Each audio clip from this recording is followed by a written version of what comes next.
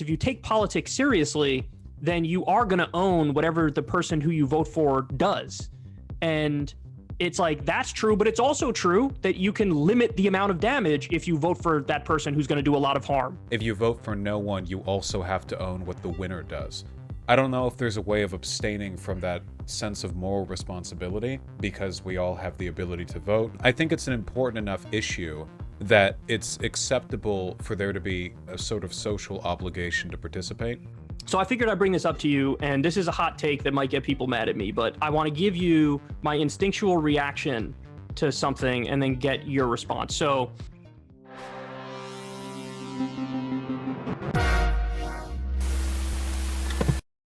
well, thank you so much for coming on. I really appreciate it. My pleasure, man. We've been in each other's orbit for a while, so I'm surprised it took so long. But I'm really bad at getting back to messages, so that's probably on me. Yeah, well, I'm also just generally a very considering what we do. I'm a pretty private person and a pretty introverted person, and I don't really do too many collaborations. I mean, obviously with Crystal, Kyle, and friends, we have people come on that show, but generally speaking, Crystal handles like 90% of the talking to other people and setting it up, and I just sort of show up and do my thing. So it's rare just on my end. I mean, I know you're always talking to everybody under the sun. Oh yeah, but I hate it. I hate scheduling things. No. When they're on the call, I love it. But the whole like the are you free at this time? It feels like professional behavior, very much out of my league. I put my pants on 2 minutes before turning the camera on. The scheduling is not my forte. You and me both, man. You and me both do the pants thing 2 minutes before. But I let me just say real quick, I really enjoyed the conversation that we had on Crystal, Kyle, and friends when you were on not that long ago. Yeah, I enjoyed it too. I feel like I mostly ended up bickering with Crystal. So I'm happy to have the opportunity to talk more with you, I think. Yeah, no, I'm looking forward to it. Definitely. I didn't even feel like you and her were bickering. You guys just had some disagreements and then fleshed it out. And I always find that whenever you're talking face to face with people, like everybody is sort of almost held to a higher standard in the conversation. So you're forced to be like more accurate with every point you make. And I think that sort of sharpened both your points and her points. That is true. Yeah, it's kind of like the an armed society is a polite society. Imagine if all debates were held with you're across the table from each other and you both have a gun sitting right there. Like that would be an extremely polite and very nuanced conversation. People would really mull their points over, you know? That's so true. Yeah. Okay. So I'm not gonna bother introducing you. Everyone here knows who you are. Thank you again for coming on. I had a bunch of questions, maybe half of which were serious, and Sure. I had no other plans, so I was just going to run through some stuff. Yeah, shoot. You got all my time here.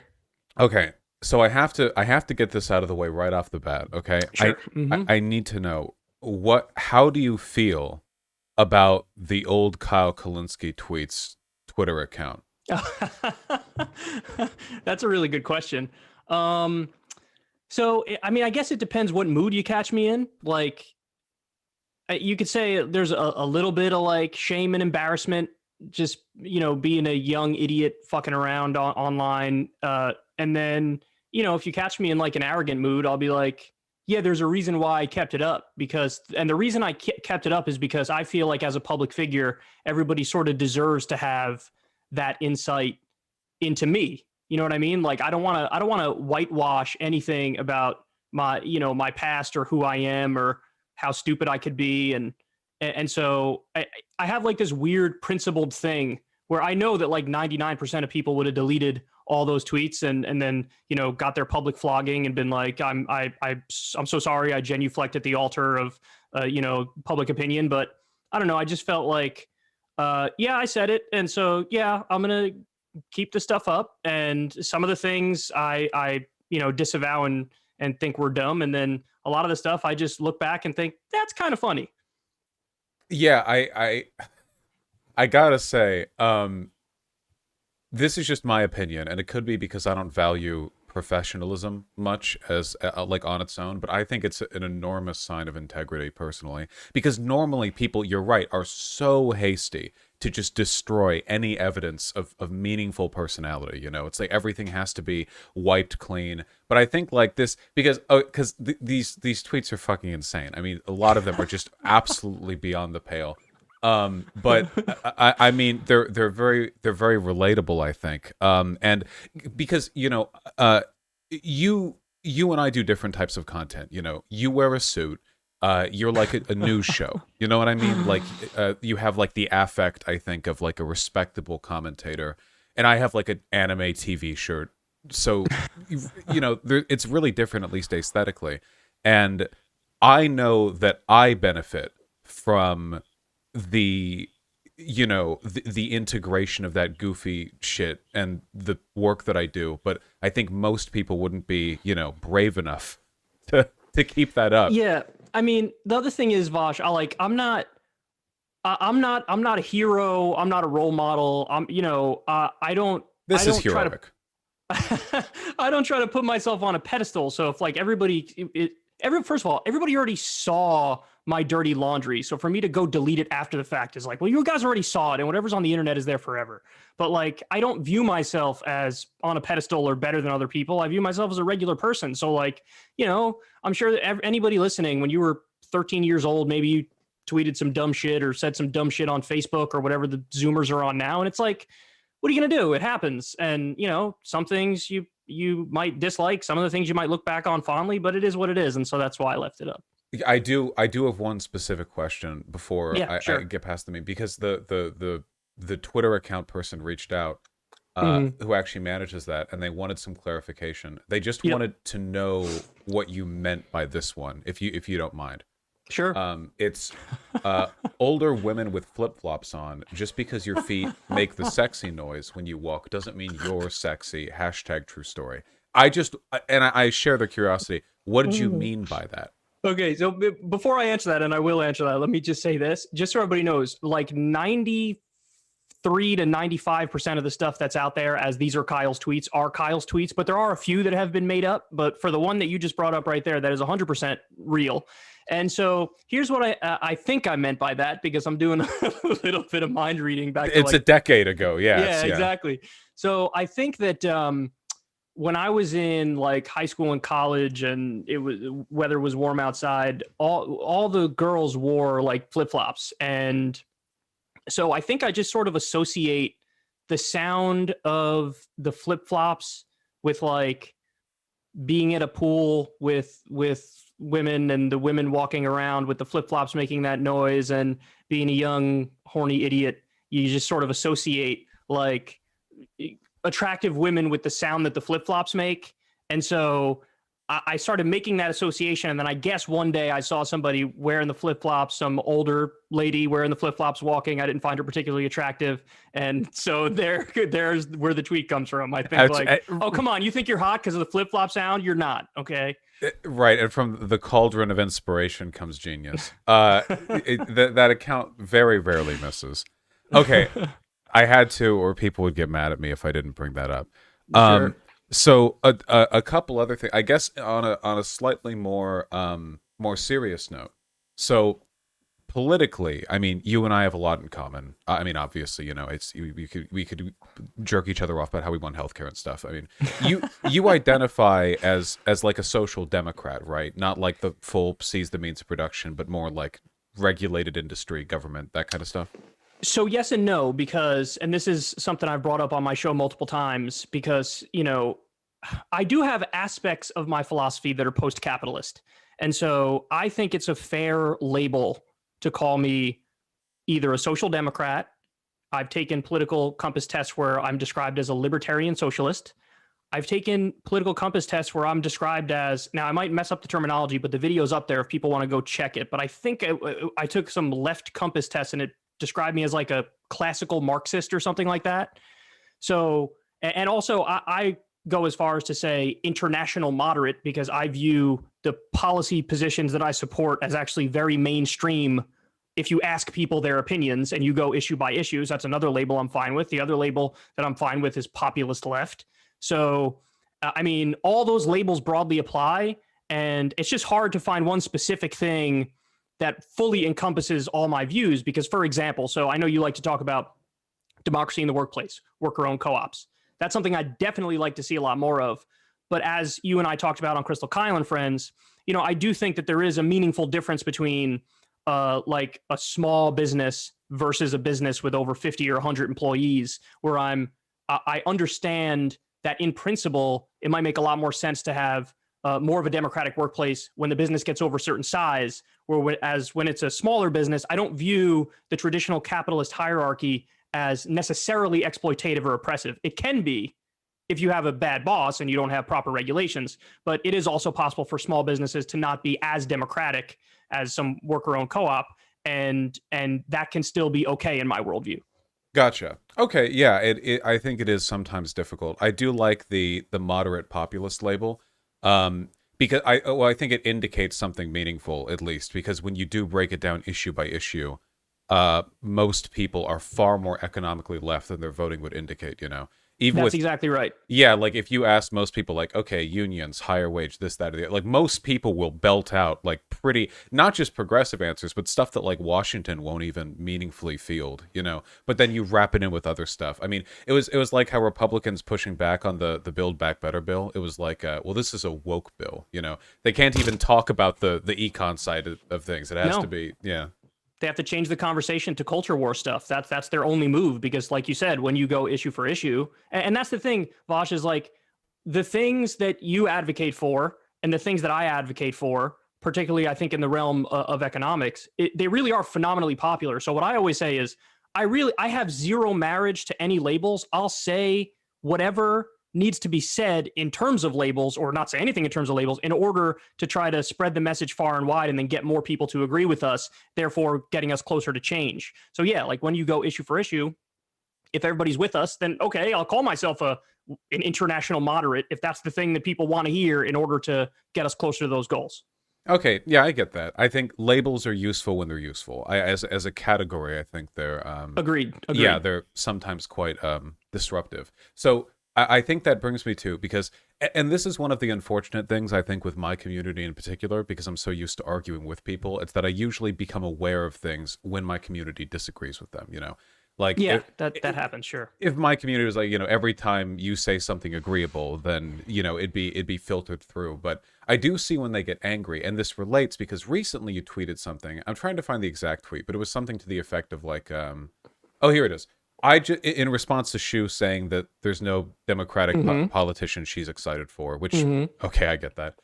You said, I just want a New Deal Democrat uncorrupted by big money, cool, who isn't stupid ultra woke and is a leader who gives zero fucks about media / elite backlash. Somehow this is more rare, etc.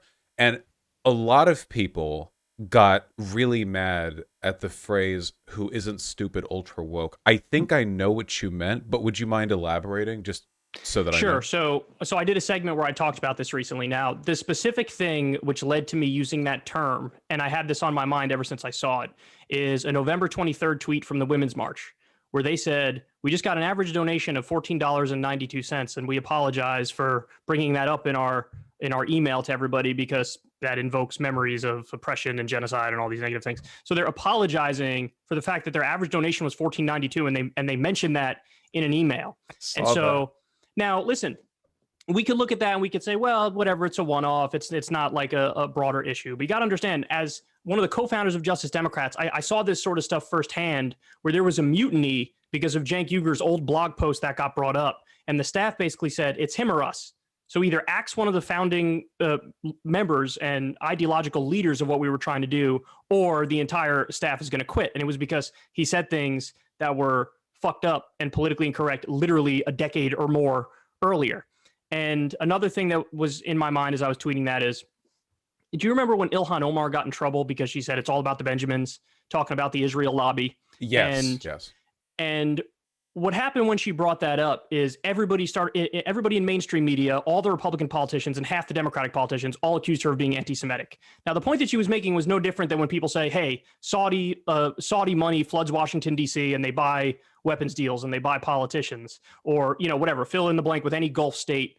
And nobody says that that's Islamophobic when you talk about the influence of the Saudi lobby. But when you talk about the influence of the Israel lobby, all of a sudden it's anti-Semitic. And I remember at the time very distinctly because I felt very betrayed. Alexandria Ocasio-Cortez didn't come to a strong defense of Ilhan Omar. What she said, she came out there and said something along the lines of like, we need to center our Jewish brothers and sisters' voices and hear them out whenever they have legitimate concerns. And that's the stupid ultra woke stuff that I'm talking about, where if anybody brings up any argument about offense or ideology, a lot of people view it as axiomatically reasonable, when every now and then you need to have somebody on the left puff their chest out and say, you know what? You're wrong. You're being ridiculous. If you're upset about a 1492 email, which by the way, nobody actually fucking was, but if you are upset about that, you're wrong. If you're not coming to a strong defense of Ilhan Omar when she was accused of being an anti-Semite, you're wrong.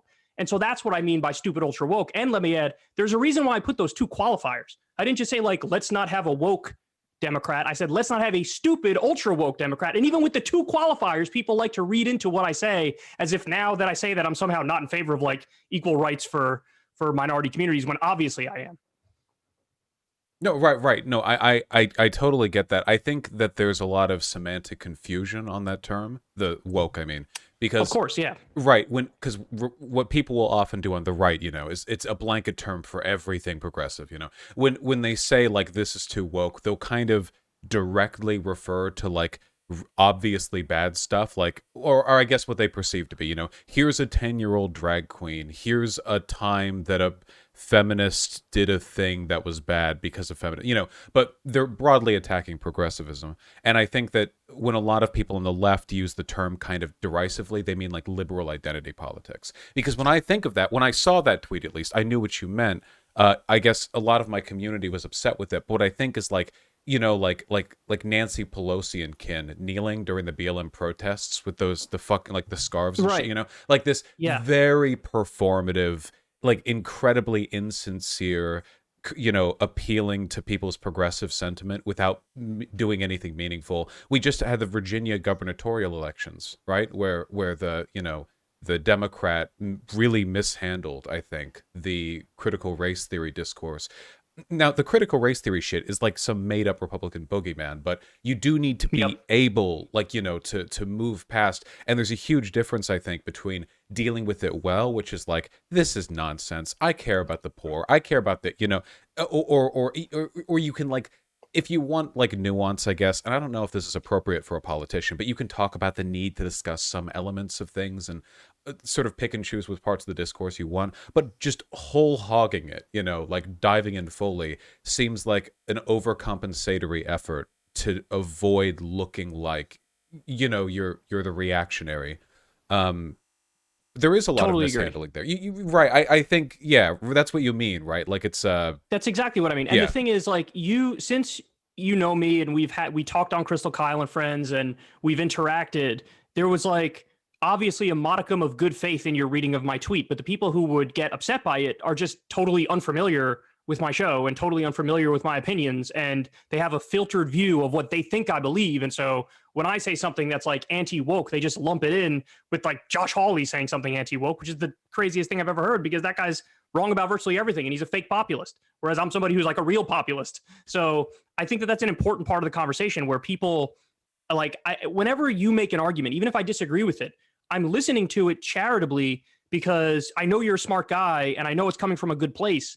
But oftentimes, and this always happens on social media and online, people just are willing to immediately drop all good faith readings and go right to like a nuclear level. And I think that's silly.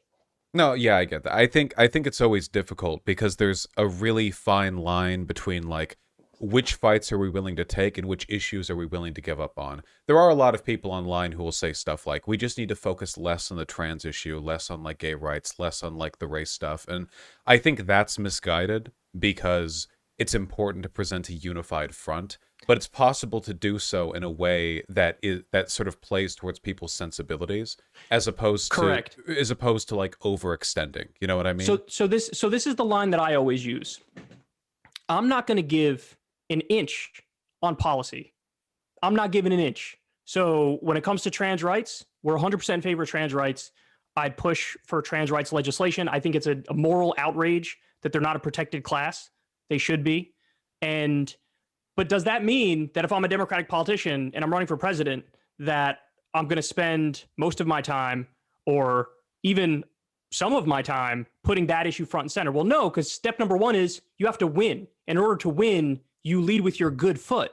And so you craft a message that is the most broadly appealing. Now, that doesn't mean that activists need to be bound to the same rules as like politicians, and activists should continue to push for change in the way that they see fit.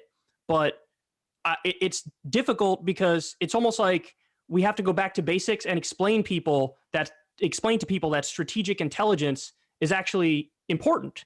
You know what I mean? So, but even when I give the qualifier, like I'm not giving an inch on policy, when I make that point, people think I'm somehow downplaying those sorts of struggles, and I'm not at all.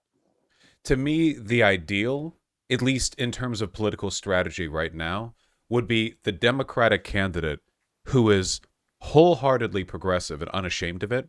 But when they talk about it, it's always like yeah, of course. Now let's focus on the real issues thing. That's exactly right. They never give it up. You're 100% right. Even with big, like racial justice, like that's a huge issue, like tens of millions of people. But like you bring it up and it's like, yeah, I think there's a lot of systemic inequality, and I feel like the best way we can address that is with like this big like economic, Yes. and you move forward on that because you can get lost in the weeds otherwise. And Republicans, I feel, mostly vote on culture war stuff, so you put a huge target on your back by hyper fixating on relatively divisive. It's unfortunate that it's divisive, but you can support it without making it like the forefront of your campaign. You lead with the shield.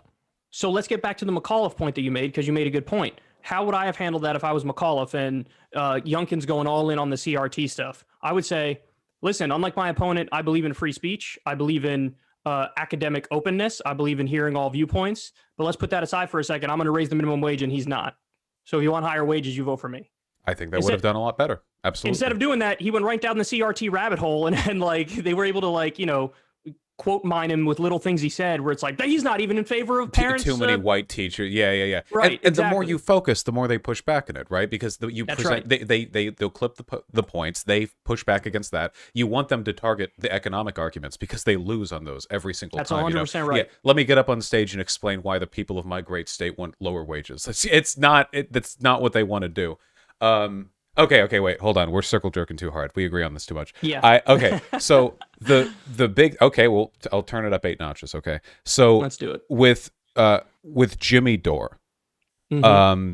Now, you strike me as a person who is extraordinarily, what I'm trying to think of the most, like honorable term for this. Like you believe so much in people, I think. I think you're an extraordinarily, would it be good-natured? You don't like instigating drama. There's a collection of terms that are valid here, but I think I never get the impression from you as somebody who likes bickering, I guess, with people around you. So it's no secret that I'm not a huge fan of Jimmy Dore. It's putting it very mildly, but I guess I'm interested in your thoughts on this. It seems, at least from my perspective, and the perspective of a lot of people online, I think, that Jimmy Dore has gone very much down the toilet in recent maybe 2 years, but sort of accelerating with time, where it's gone beyond a kind of I mostly criticize Democrats and more towards a just fastidious, borderline conspiratorial obsession with attacking everybody else on the left over anything that he can, which is getting down to like practically Glenn Greenwald territory and like the direction that things have gone. Now, I'm not going to do anything cringe like asking you to denounce, but I am interested in your perspective, right? Like, do you just want to stay out of things? Do you think there's a glimmer of hope? What's your perspective on that? So I have a lot to say about this, actually. Yeah. So first of all, I like to keep my circle tight, and I don't like to let a lot of people in. And what you're seeing now, what's going on with him, is a good reason why I wanted to keep my circle small, and why it was probably a mistake to get close to almost anybody in the industry. So he was a good friend of mine, but also Cenk and Anna were good friends of mine as well. And now all of them have a burning, passionate hatred of me. And that all really stemmed from the fact that I felt like I was dragged into their fight. Now, I never, ever held back in terms of discussing my feelings on the politics of what they would argue about. So all my views were well known about all the different things that they would bicker over, whether it was Russiagate or whatever. But when I was really like, I'm staying the hell out of this, is when it got really personal between them. And again, you got to understand from my perspective, since I know Jank, I know Anna. I was close with Jank, and I was close with Jimmy. So when I see it getting personal and ugly, man, I really feel like I'm stuck in the middle now. Any normal person in that situation, like there was this expectation that I had for other reasonable people that, well, obviously, I don't want to get in the middle of the personal shit, right? Like if you were fighting with some other creator and I knew you and the other creator really well, you wouldn't expect me to like hop in and white knight for you or some shit, because that's wholly unreasonable, right? Well, I was sort of dragged into giving my commentary on the entire feud between them. I did it begrudgingly, but again, I felt like my hand was forced. And so I told everybody exactly how I felt. And one of the reasons why, apart from the personal side of it, one of the reasons why I didn't want to tell everybody exactly how I felt is because I knew there was no political home for my take. I knew everybody would fucking disagree with it because my take was actually relatively nuanced in the sense that on the politics of the fight, I agreed much more with Jimmy. But on like the personal side of the fight, Jimmy was being a fucking dick. And so I had to say both of those things. And when you say both of those things, you're going to piss off the Dorites and you're going to piss off TYT. And you're also going to piss off Jimmy himself. And you're also going to piss off Jank and Anna. And so I basically lost every friendship that I had in this industry because I told people exactly how I felt about their fight. Now, on the politics of Jimmy, I will say I'm familiar with what's been going on with his channel because I see bits and pieces that pop up on Twitter, but I haven't watched a single Jimmy Dore video or a single TYT video since the fight. I've totally excised them from my life.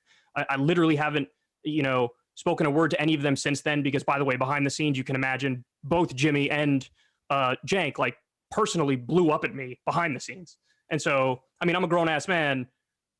If you're going to act like that and that's it. It's over. Like we're done. So obviously I left the TYT network and all that stuff. But in terms of Jimmy's politics, so what I've seen is there was a time when he would mostly criticize Democrats, and you got the sense it was from the left and it was to improve them.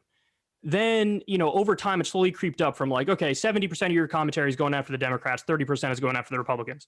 Now it's like 80-20. Now it's like 90-10. And then it got to like 100% of the commentary is just like Democrats are bad. Now, if you have a platform, you have to realize, even if you think it's like, well, duh, the Republicans are bad, there might be some 14-year-old coming to your channel who doesn't think that's a duh, and all they see is you shitting on Democrats. And then you're sort of painting a misleading picture of the world. And then when it really got to a point where it was like, this is just sad now, is when the vaccine skepticism stuff started happening. That's when I saw the things on Twitter where it was like, here's his most recent however many videos, and like 60% of them or some shit were just like doubting the vaccine. And when I saw that, I was like, well, it's a good thing that all my ties are severed with everybody, because I do not want to be associated with that in any way, shape, or form.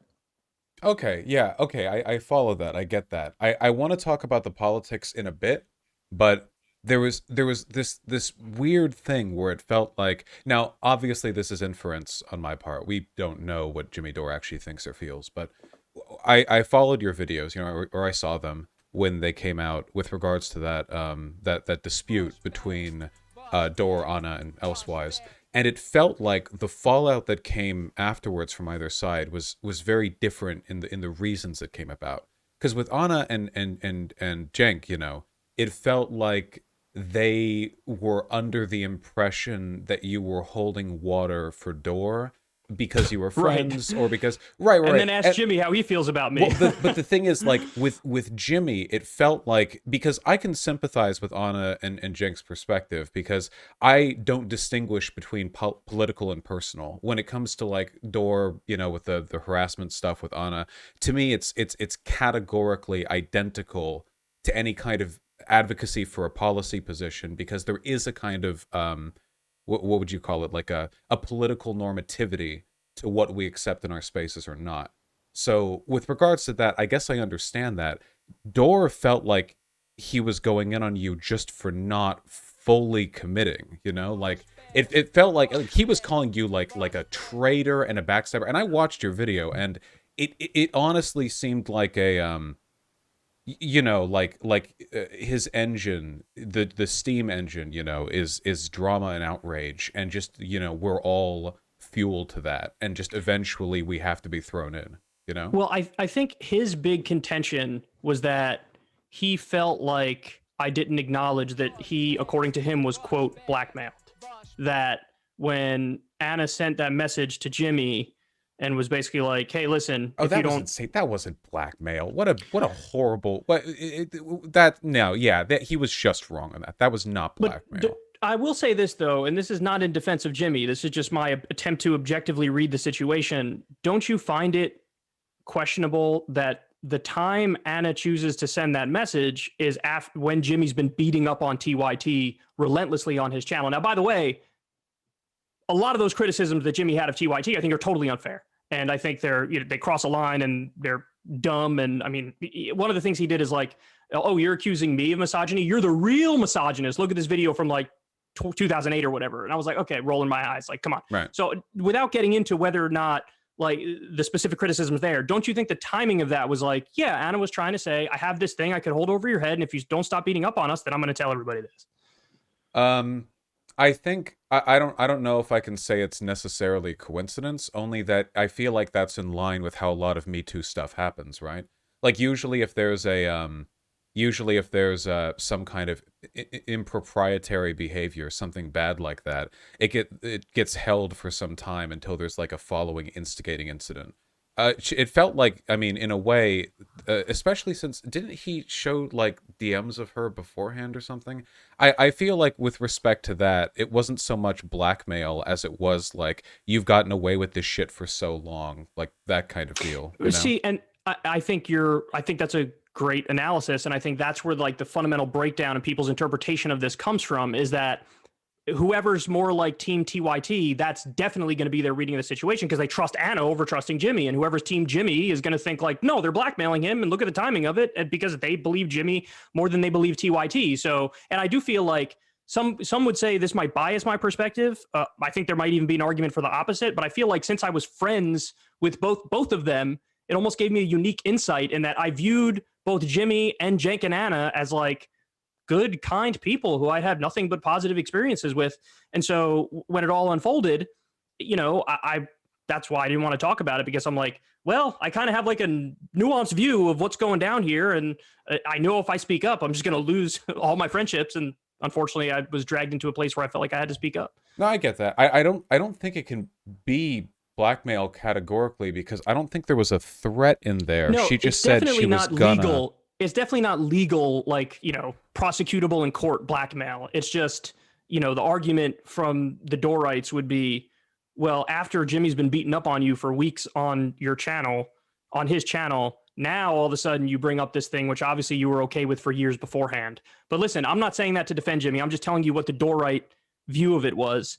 From my perspective now, I'm just, you know, from a personal perspective, it sucks because I really do value Jenk, Anna, and I value Jimmy as a friend. But from a political perspective, I'm just happy that I have like no strings attached to any of them anymore, because from a political standpoint, I didn't agree. I mean, I obviously massively disagree with the editorial direction that Jimmy's show was going in, but I also had serious, you know, issues with how TYT had been over the past 3, 4, 5 years, where they didn't really align with what I viewed as my values much anymore. Right. It's just I get that with the TIT politics. It's just, it felt like, I mean, when you're talking about like default charitability, it seemed like this got followed up with by like Jimmy Dore kind of bragging about the harassment. Apparently he lied about it because Anna said there were like other comments, and he was, you know, like trying to embarrass her with. That was my issue, Vosh. My issue is exactly what you just said. That's why in my segments where I talked about this, the biggest problem to me wasn't even the initial incident. The biggest problem was how he talked about it in the video, because he talked about it so like flippantly and glibly while acknowledging that this is something that she really felt disgusted by and disrespected by and didn't like. And then now he's sort of like talking about it as and laughing about it. And it's like, well, nice news skirt. And it just struck me as like, this is not how an adult handles this situation, and it's gross, and I want nothing to do with it. And so at that point, for him to want me to come in and like white knight for him is like, fuck off. I don't agree with how you're acting here. I don't agree with how you're talking about this shit. Yeah, it seems like, I don't know, kind of the almost like optimized to be the worst behavior possible. If you engage poorly in the past, I've got a big home for retribution in my heart. Or sorry, not, oh my God, not retribution, rehabilitation. Wait, my bad. No, okay. Both can be good. Right, that wasn't a slip up. Rehabilitation. And I think, you know, there's a lot of room for people to change. With Dore, though, it was like, you know, okay, so he's going after TYT for political reasons, you know, okay. Anna feels like, you know, maybe DMs were leaked already. She's like, okay, well, fuck you. I'll just make it clear you did this to me. And he does this thing, like kind of laughing about it, playing it down, apparently being dishonest about it. It's for like monetizable content, and then accuses her of blackmailing. And it seems to me like categorically the way an abuser would get away with things for years, where you do stuff and then afterwards your immediate response is never reflection. It's always like minimize, invalidate, make jokes at the expense of this person, use my community to harass them, downplay, you know what I mean, like stigmatize, everything that you can do. And again, this is all inference here, you know. I'm not saying he's some kind of criminal mastermind. It's just, I definitely sympathize more with the hurt from Anna, and I don't know much about Cenk really, but I guess from Anna, because from Jimmy Dore's side, it really just seemed like he was mad you weren't like his pawn or like his legionnaire, you know what I mean? Like you didn't go 100% in favor of Jimmy Dore, and then at the end of your video say you were donating to him as an apology for being on Earth when this happened to him. So he was going to spend the next week, you know, calling you a liar and a traitor and a snake. And and I felt bad looking at it, you know. A lot of people thought you were grifting, that you did that to appeal to Jimmy because Jimmy's also a huge channel. But to me, it's always come off, I guess, like, half you don't want to get involved in that way, and half I don't think you have like a natural predisposition for attacking people that are in your circle. That's 100% correct. And let me just say this, for anybody who thinks that what I did was like calculated or there was an angle or something, I lost my friends because I told people exactly what I thought about the situation. And that's why I tried to stay out of it, because I knew if I tell people exactly what I think about this situation, they're all going to fucking hate me. And so I felt dragged in. So I had to do what I thought was the, you know, morally correct thing. I felt like ethically, like now I have to say something. And I told people exactly what I thought, knowing not only would I lose my friends over it in the industry, and they were friends for real. I mean, I co-founded fucking Justice Democrats with Xenogenders. I've done live shows with Jimmy Dore. You know, these are people I've talked to. I know them personally.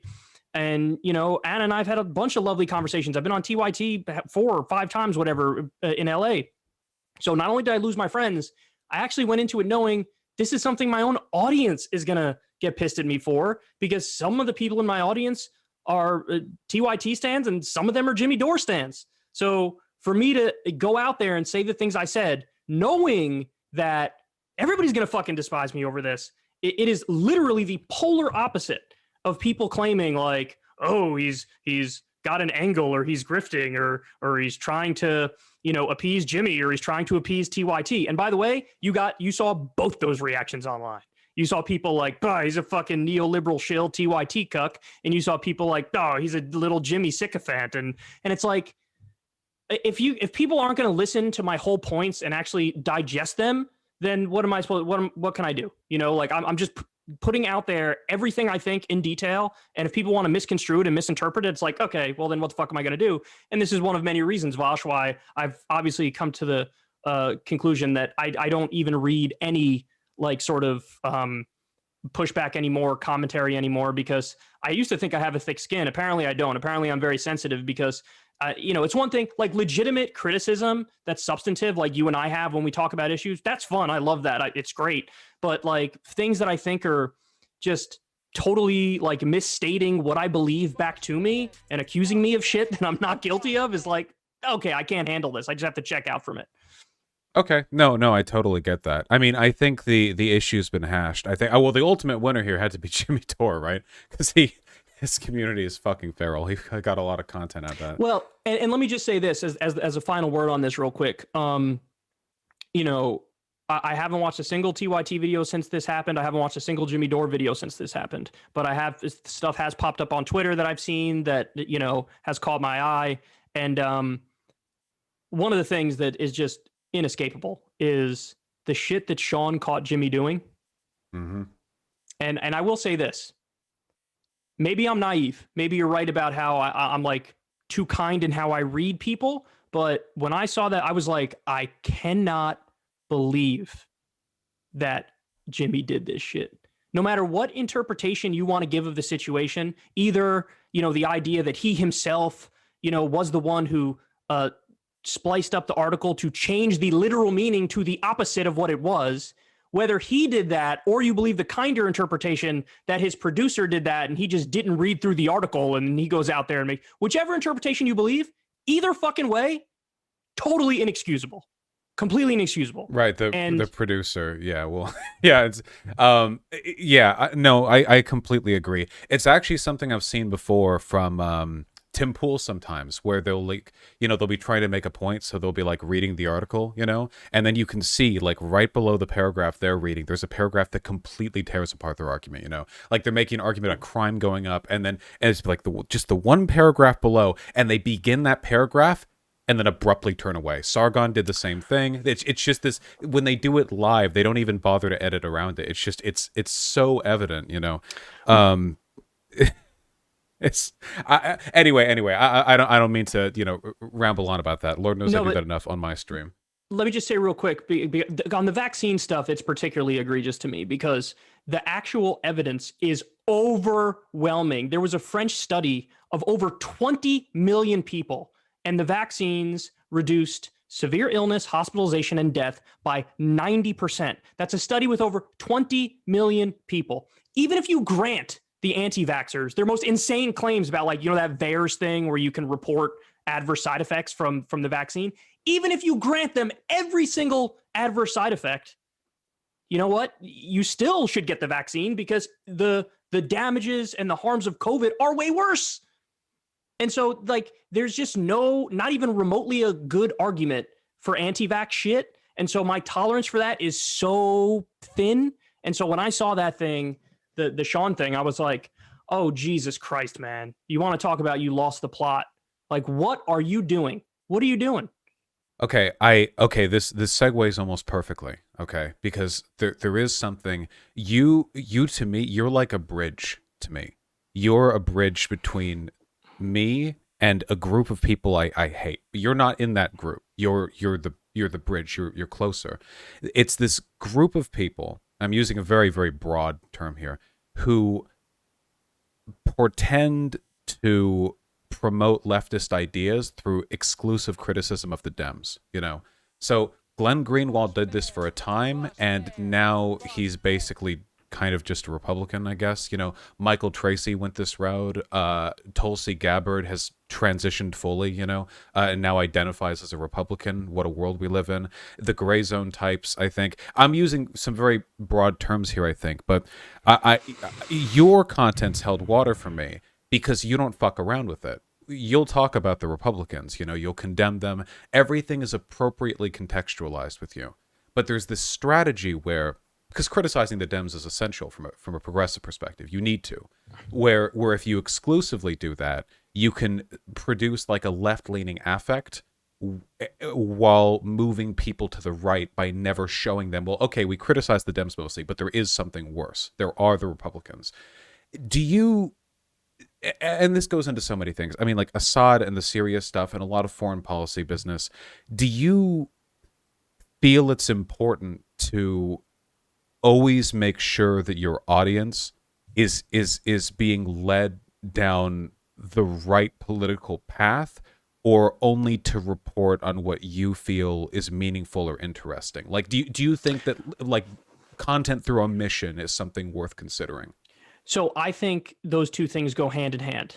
I think they're married. I think they're tied together at the hip, basically.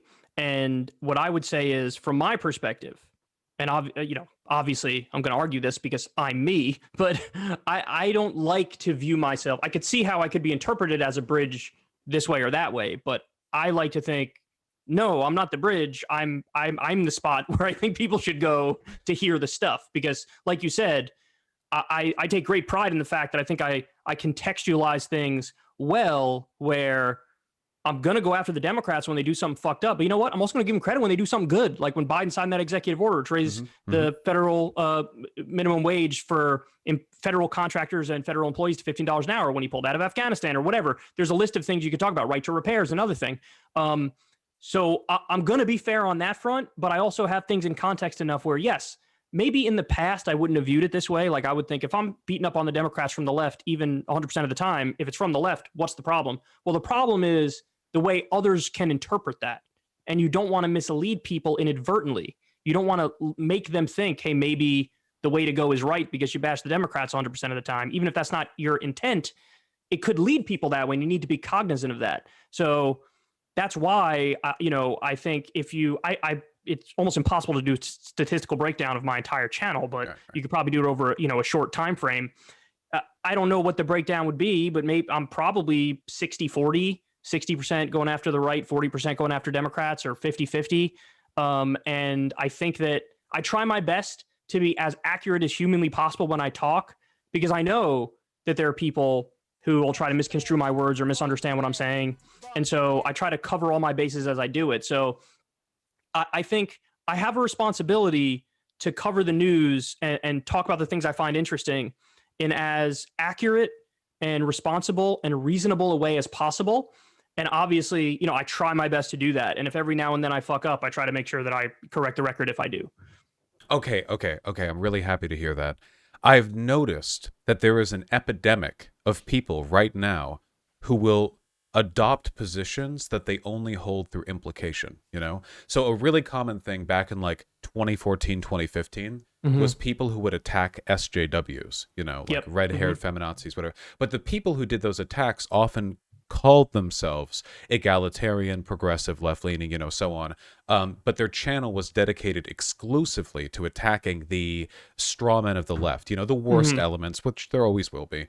And in doing so, either they or their audiences invariably turn to the right, because what else is going to happen if your content is entirely anti-left? And I see the same with like China defenders, for example. People who defend China very rarely talk about China. They talk about the United States. They'll criticize the hell out of the US. And don't get me wrong, fuck the USA. I am all here for that. But it's always got to be done in an appropriate context, because if all you do is, the West does this bad, the West does that bad. Well, I agree, okay?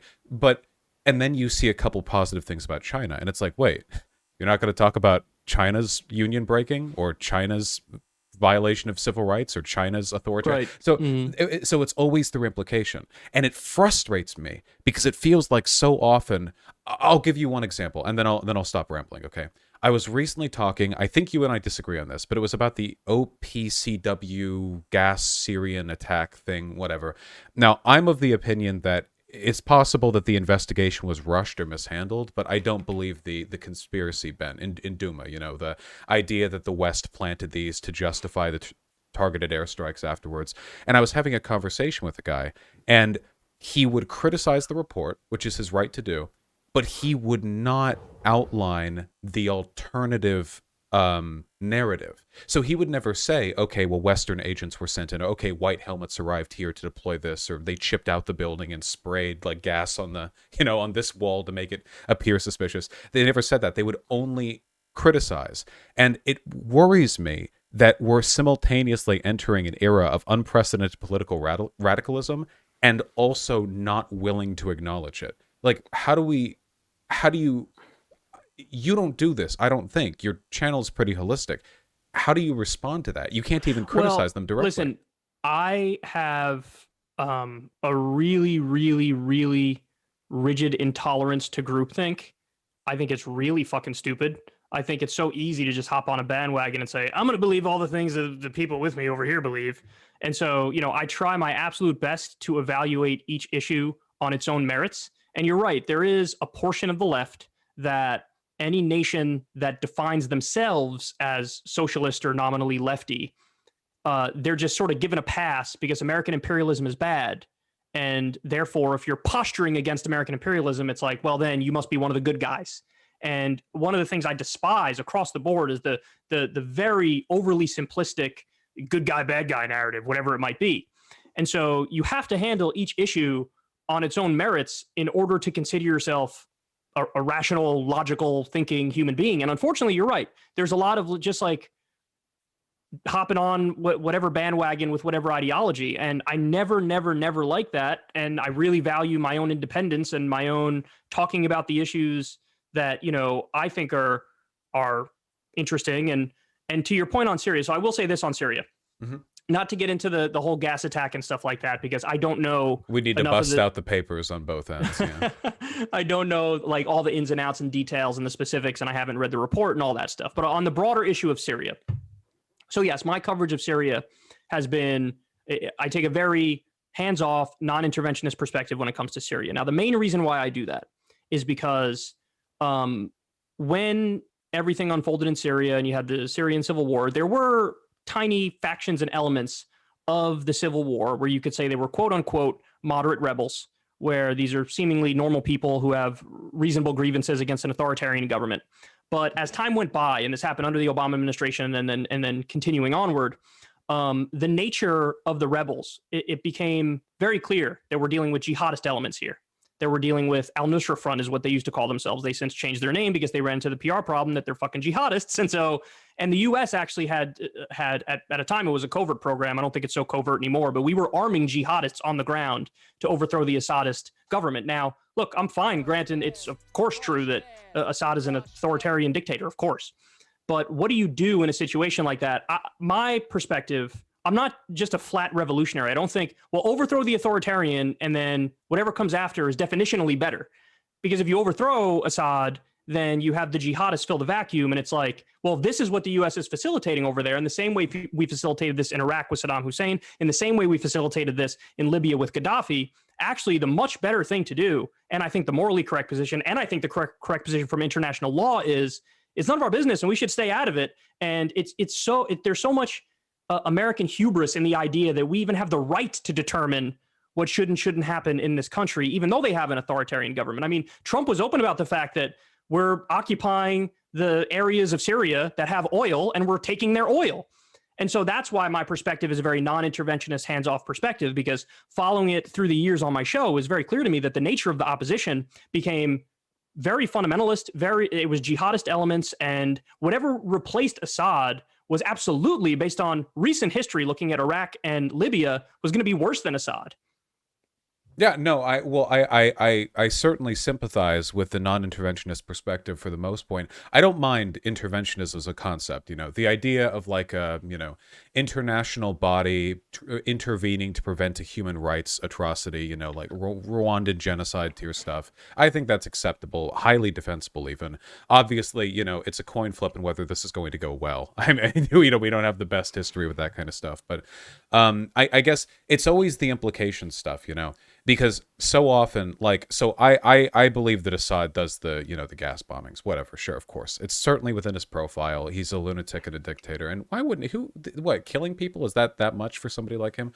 But it's Don't you find the timing curious too, though, Vosh? Because that always was curious to me. Because there was a time a while ago, there was a meeting between whatever the Secretary of State or whatever term they use for the Russian counterpart. He was there with Assad. They were given a press conference and they said something along the lines, is there anything, or John Kerry was with him when he was Secretary of State, is there anything that we can do so that the West doesn't like intervene here? And they were like, yeah, give up all your chemical weapons. And the next day Assad was like, right on. And then literally the UN went in there and took out all the chemical weapons. This was before any of the accusations of the chemical attacks. And then when the actual chemical attack, the alleged chemical attack did happen, Assad had already won the war. So why would he do the one thing that would like bring in the West again is what I don't understand. Oh, it wasn't just one, right? There were like 38 or so chemical weapon attacks, with many of which were verified by multiple international agencies. Do you think any of them were done by rebels, though? That's another question that's pretty important. I think one or two of them were attributed in the reports to rebel groups. I mean, it's not like we're talking about a high bar for involvement, because you can, I mean, some of these are pretty easy to construct, right? You know, some of the chemical weapons they're using.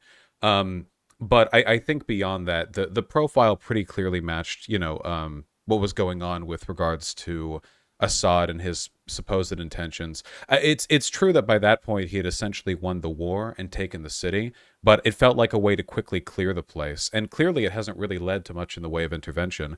We had those 3 targeted missile strikes afterwards, but there were no casualties from them. It was just 3 strikes on plants we alleged hold on, to be... Vosh, there was a New York Times piece that came out like last month or within the last 3 weeks or so that actually said we killed like 80 innocent civilians in Syria. It just came out recently. With those 3 that followed the... I don't know if that was the exact strike that they're talking about, but I know they were talking about a U.S. strike in Syria. They killed like 80 innocent people. I'm sure we've killed plenty of innocents in Syria. Absolutely. I'm just talking about those 3 because, years of our involvement. I have no doubt. I'm not endorsing U.S. involvement in the area, though I did like us protecting Rojava. I'm very much in favor of that, supporting the Kurds. Well, Chomsky did too, so at least you have some good backup on that. Yeah, though the people who like Assad tend not to like Chomsky, so it wouldn't help me much in those arguments. Anyway, it's always, you said before, it's a black or white thing, and I feel like it so often is, right? Because my position is an anti-interventionist one. I just think that Assad, chemical weaponsed his people. But when I say that in some groups, like the gray zone types, they'll be like, okay, your CIA, your State Department, you want permanent war, you want state intervention, and I never say any of these things. I mean, I am CIA, but they don't know that, and it's not relevant. And also, they literally work for the Russian government. Okay, RT is literally the state. Now I don't obviously I don't think you're CIA, but I also don't think they are getting paid by like hostile foreign actors. I mean, Blumenthal's with RT, right? And well, I was going to say I don't know UN. if he works with them, but what I would say is like Tom Hartman worked for RT, Ed Schultz worked for RT, like getting paid through like Russia's CNN. While there are issues with it, I don't think it's equivalent to like taking money directly from Putin to spread his nefarious narrative. Oh no, well, CNN is a private agency though. RT is like Russian state government funded and controlled. Look, it's a little tongue in cheek. All I'm saying is, okay, if there was like U.S. state media and I worked for it and then I presented findings on Syria on behalf of the United States, the United Nations, they would call me a State Department asset. So it's a an asymmetrically levied criticism is all I'm saying. I want to ask you this though, because I think this is an important question. Mm-hmm. Let's assume for a second that you're right about the gas attack. Mm-hmm.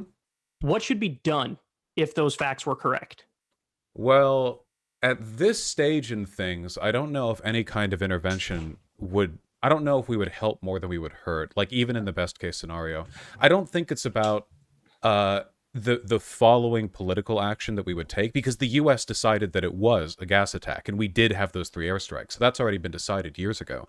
In terms of what we have now, though, I think it's about an accurate historical record, or at least by implication how we consider the behavior of some of these leaders. Maybe right now we can't like do anything good through state action, but in the future I think it's really important to understand the forces and the incidents that went into how that region developed. It might make us make better choices in the future. So I agree that it's important for intellectual honesty and historical reasons to get to the bottom of stuff like that and why it happened and whatnot. I will say, as a general rule, though, I like to abide by the Chomsky rule on this. And I'm sure you've heard Chomsky opine about this previously, but his rule is that, generally speaking, somebody who's in the West or somebody who's an American should be first and foremost interested in the crimes of our own government, namely because we actually nominally are in a position to do something about it.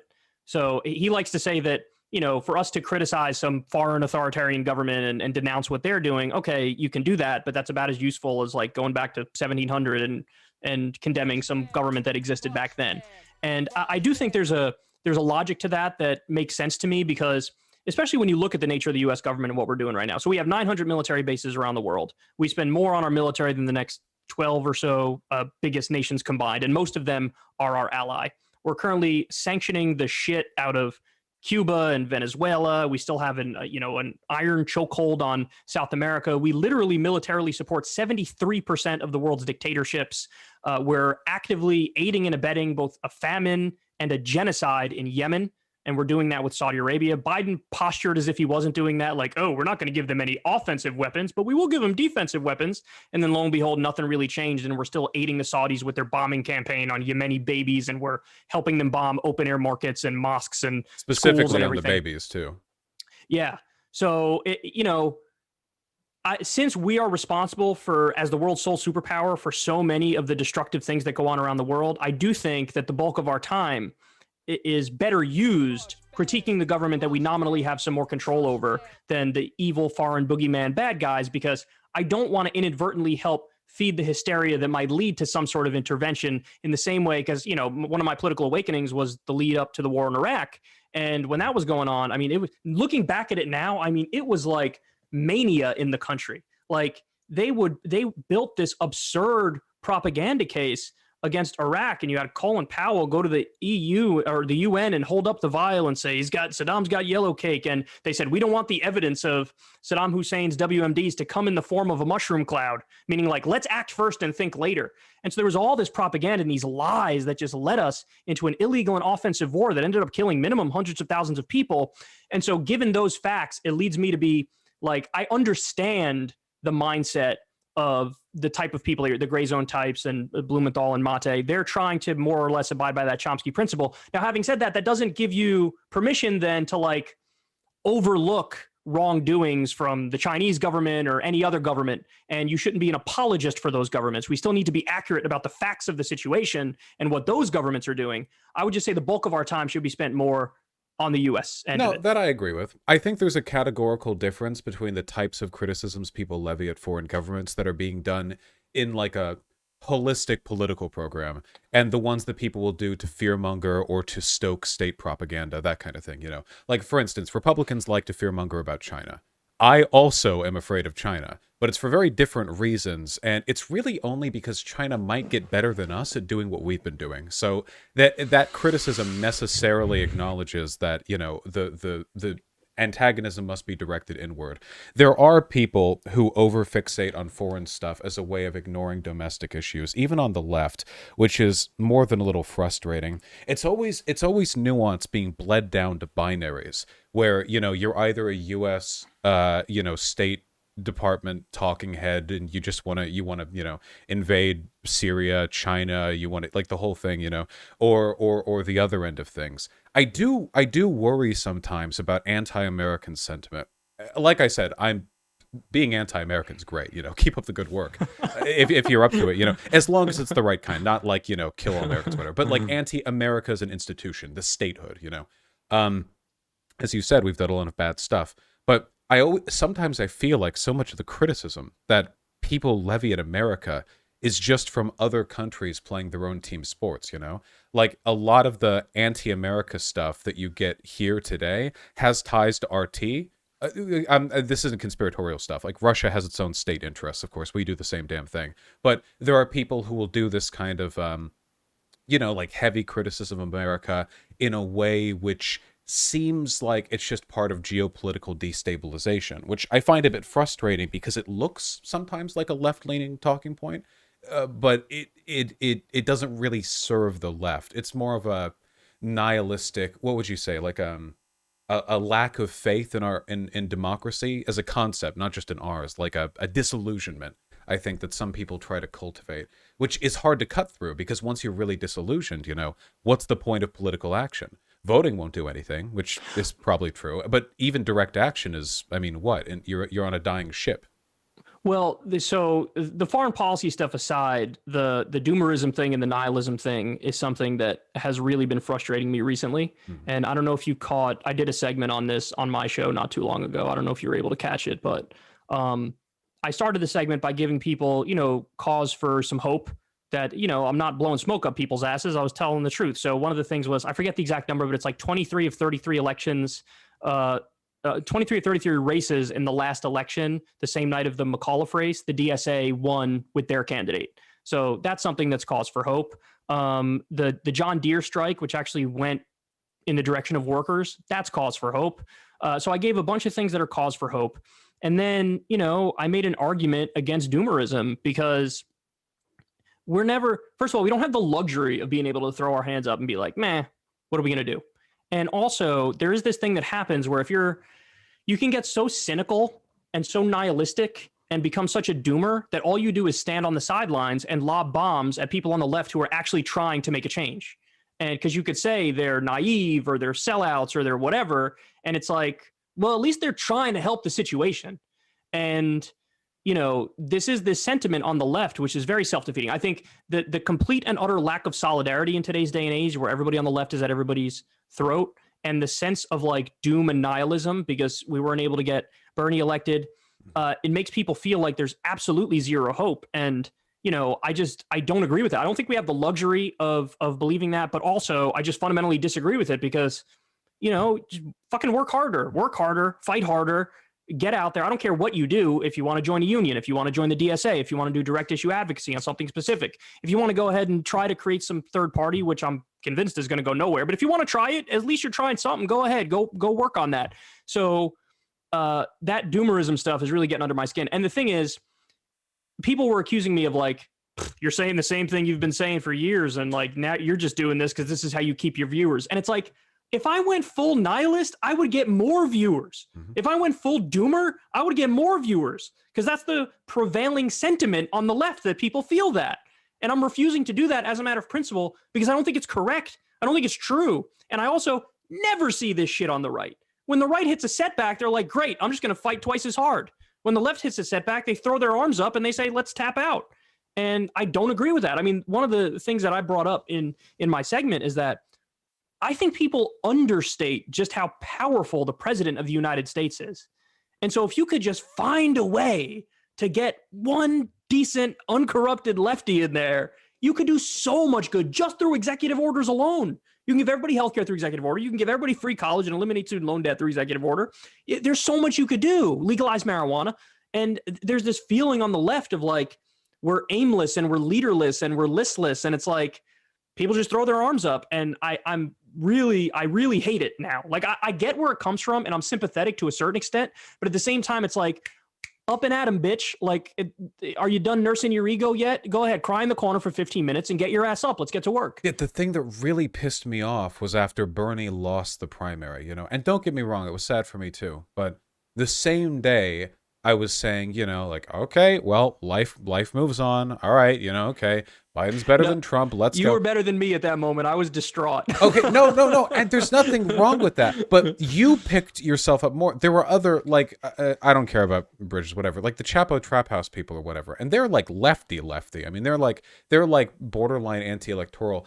I feel like there were so many people who just fell apart after that. And like, don't get me wrong, I get upset about it too, but it worries me sometimes. You made the point, this isn't the same with Republicans, and I agree, that lefties need this like coordination, like a movement or a person to get behind, something to, like a lightning rod to direct the energy.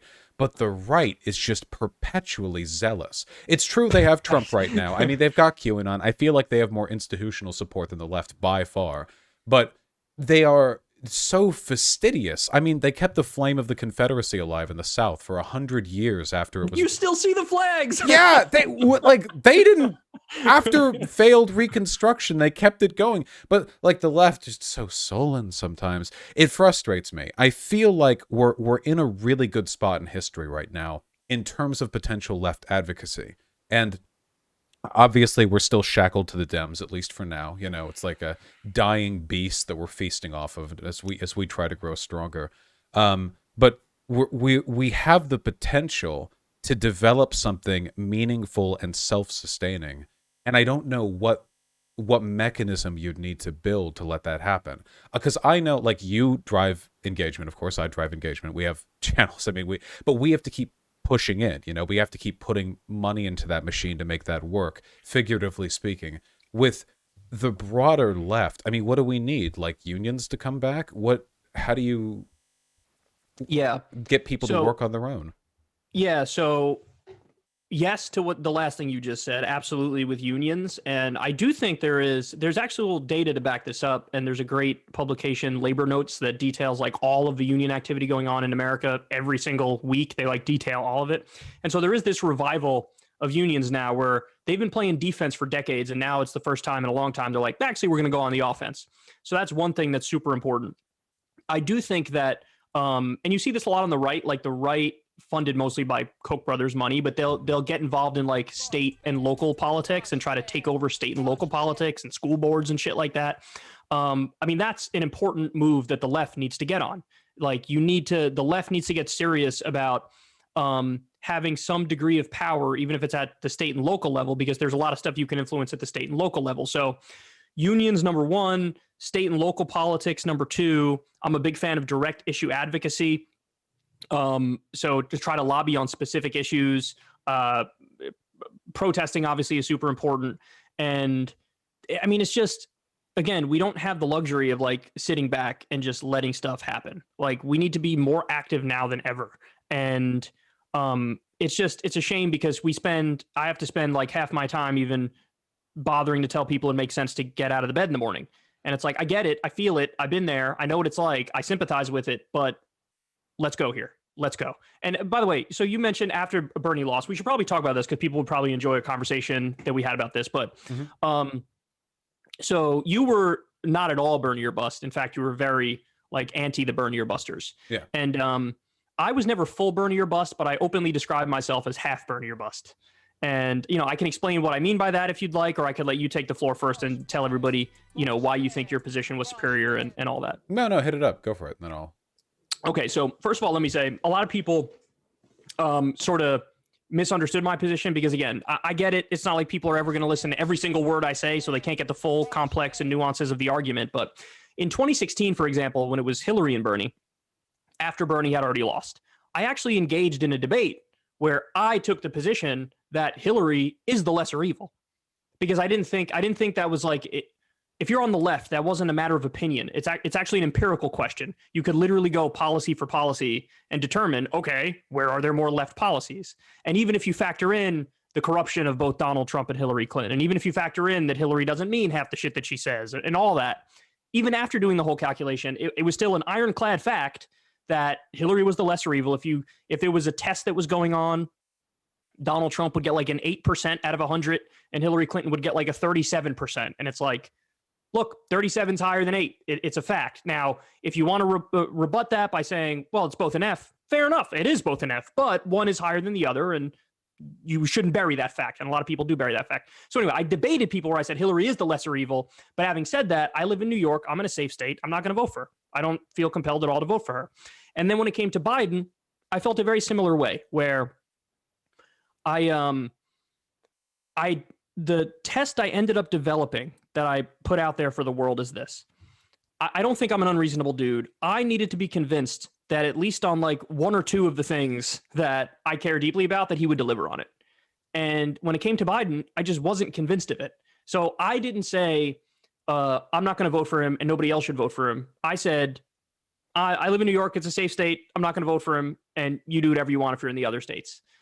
So that was my position. Now, looking back on it, how do I feel? I feel like he did end up pulling out of Afghanistan. So he actually did pass my test. My test being do one or two things that I agree with and that you're committed to. So it would have actually made sense for me to vote for him given that fact because he passed my purity test.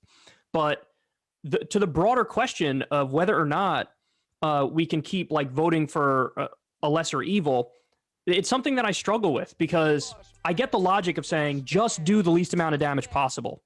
But then I also understand the mindset of like moral red lines and this idea that like if you vote for this candidate, you own what they do. So if you vote for Hillary Clinton, you're owning the Iraq war. If you vote for Joe Biden, you're owning the fact that he did that drone strike which killed babies, you know, and so I don't know how to square that circle. I don't know what the clean answer is because if you take politics seriously, then you are going to own whatever the person who you vote for does.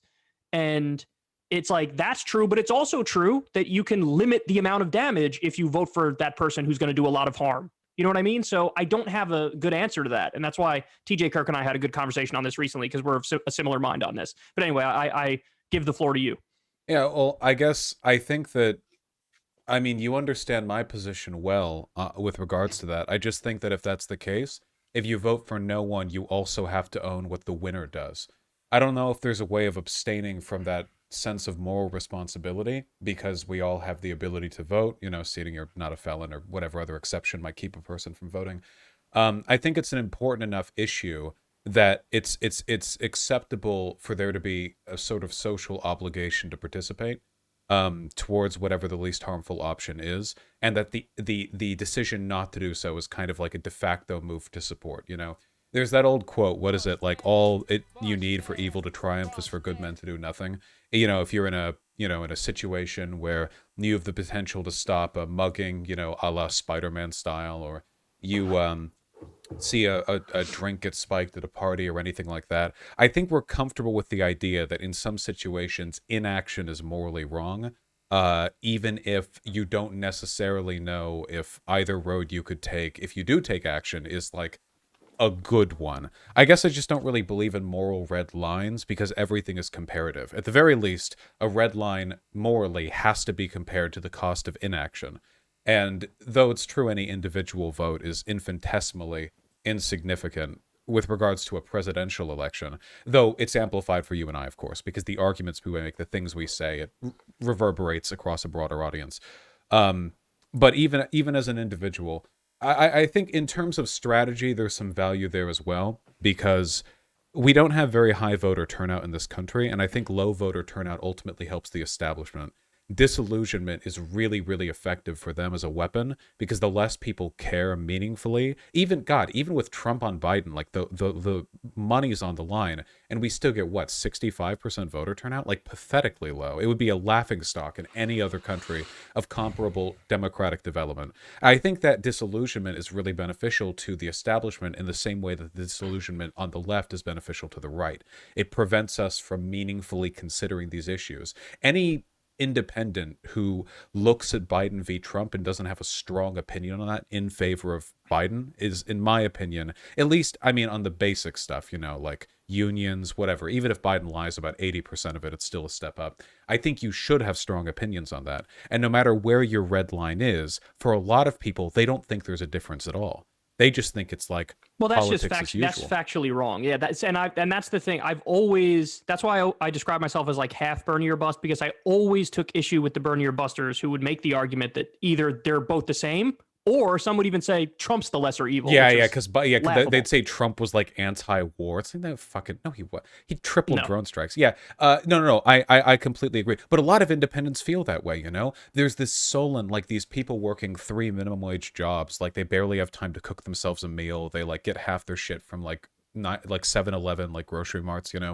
And I sympathize with these people a lot, and I just think that there needs to be a really strong push against political apathy. And one of the forms that takes is like a strong opinion on who to vote for. Well, I definitely agree that we need to defeat political apathy. And I agree that political apathy helps the establishment. But I think a more persuasive time where that argument lands a lot more is when we're talking about a primary and it's Bernie Sanders, and you actually have a choice for a decent human being who cares about the right things. By the time we get to Biden, it's a tough one. So one of the things you said there, I want to respond to, because it was an interesting way to think about it. Can I just say one quick thing, though? Yeah, sure. Go ahead. I think the difference between Trump and Biden is quite a bit larger than the difference between Biden and Bernie Sanders, in large part because it's much easier to destroy than create. Trump can do a lot more damage with 4 years than the comparative good a progressive president with an establishment Dem Congress and Senate, House and Senate could, relative to Biden. I'd have to think about that more. I don't know if I agree with that. It's certainly plausible that that's the case. And again, having looked at how Biden's been in office, I think, what I predicted was he would get some stuff done in the first 2 weeks. I'd enjoy the executive orders that he signed. I did enjoy that. He did that second COVID rescue package where he said $2,000 checks. He didn't get us that. He did get us $1,400 checks. I'll take it. It's better than nothing. Although there is still criticism to be had there. But then rest of my prediction, I think, was relatively true, too. I didn't think he'd get much else done, and he really hasn't. They abandoned $15 minimum wage because they couldn't get it through. They abandoned public option and haven't heard another word about that. Don't even talking about, yeah. Yeah, so there's a bunch of stuff. But again, I give credit where it's due. I'm happy he pulled out of Afghanistan. I'm happy he stood up to the media. And while he was pulling out of Afghanistan, I'm happy that he signed that executive order to raise the minimum wage to $15 an hour for 400,000 federal contractors and federal employees. I'm happy he signed right to repair. So there are decent things there, and I think it's objectively correct to say that he's better than Donald Trump. But so you made a point earlier, which I wanted to come back to about the whole lesser evil debate. I actually didn't feel like by not voting that if Trump won, I would be owning what Trump did. But you made the argument that like, well, if you don't vote, you actually are just co-signing whoever the winner ends up being. Can you flesh that out a little more for me?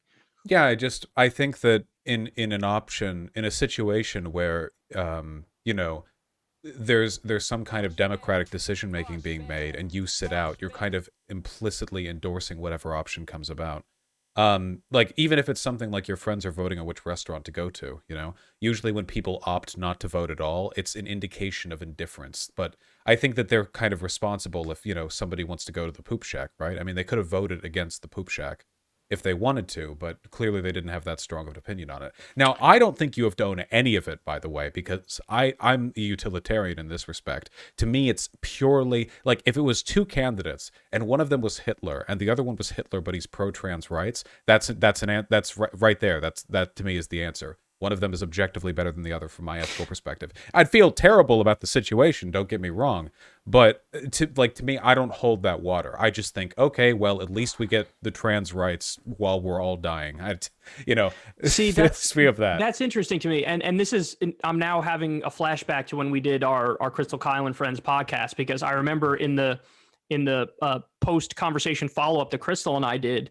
I had a light bulb moment where I said, I figured it out, because you mentioned something during that podcast that just reoccurred to me now. You basically said something along the lines of, and correct me if I'm wrong or if you want to rephrase it, but you were like principles, forget principles. I care more about the consequences. I care more about, like you said, you're utilitarian. So, and I think I don't think like that. I think I do think almost in the like purely principled way. You know what I mean? Mm-hmm. No, I get that.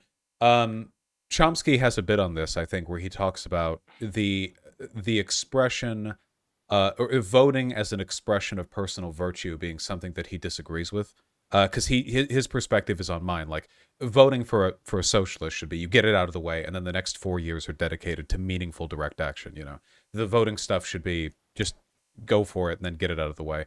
But I guess for me the issue would be how do I. If we have fundamentally different ethical systems, you have to use different arguments, I guess. But the way I think of it, at least, is that if you're looking at these candidates from a matter of pure sort of ethical, like purely as a matter of principle, I couldn't vote for Bernie Sanders either.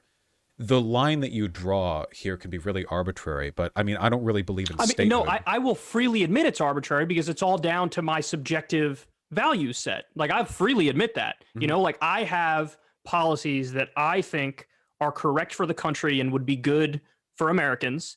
And you could go down a list of them: Medicare for all, free college, abolish student loan debt, $15 minimum wage, you name it, all the different things. And so, yes, I am judging people in accordance with my value system. Now, some people are much more hard line and they say, you have to be for all these or I can't vote for you. And if people think that, then you're right. They wouldn't even vote for Bernie Sanders. But I guess, do you really feel like there's no test or standards in order for you to vote for somebody? Because to me, I do find that a little bizarre, like the whole Hitler or Hitler plus trans rights thing. Like I look at that and I'm like, at some point you got to be like, the whole fucking system is terrible and I can't perpetuate it any further. No, the whole system is terrible. I mean, it's practically like some kind of saw trap. You know what I mean? Like, let this person die or put your arm in. That's exactly what it is. Right. But I guess, I mean, circumstances will eventually force an answer from you. So, I mean, if there's only two possible choices, I would rather have a hand in the least bad one. I guess for me, if I was to set it along the lines of principle, I'm principally anti-fascist, I think. With regards to Trump, okay. I think there's a meaningful enough threat there of eroding our democratic institutions. You know, America can survive another George W. Bush, I think. Not good, mind you, but survive. You know, make it out the other end limping. A lot of older Republicans as well. Whatever damage they do, it'd be horrific, but I feel like the thin thread we're hanging on right now is the understanding that our democratic processes are more or less intact, and because if that snaps, it's like it's over. You know, whatever happens next is very quick and very bloody. I actually think George W. Bush was worse than Trump.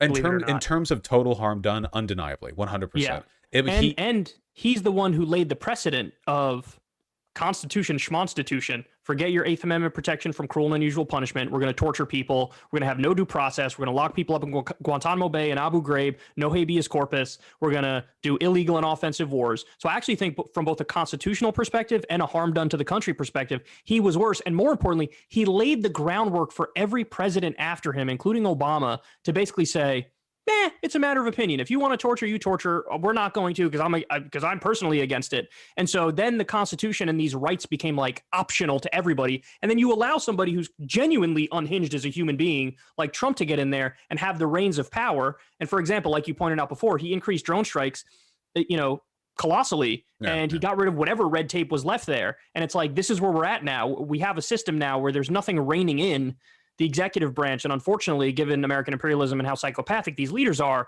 a lot of harm is done as a result of that. No, that's true. Yeah, it laid the groundwork, undeniably. We should be thankful Bush wasn't a populist, but I guess that wasn't endemic of the era. I think so. Correct, so yeah. Right, bad example then. Maybe I should say, I feel like there's kind of like a multiplicative or like an exponential effect on how much damage you could potentially do depending on how effective your democratic structures are.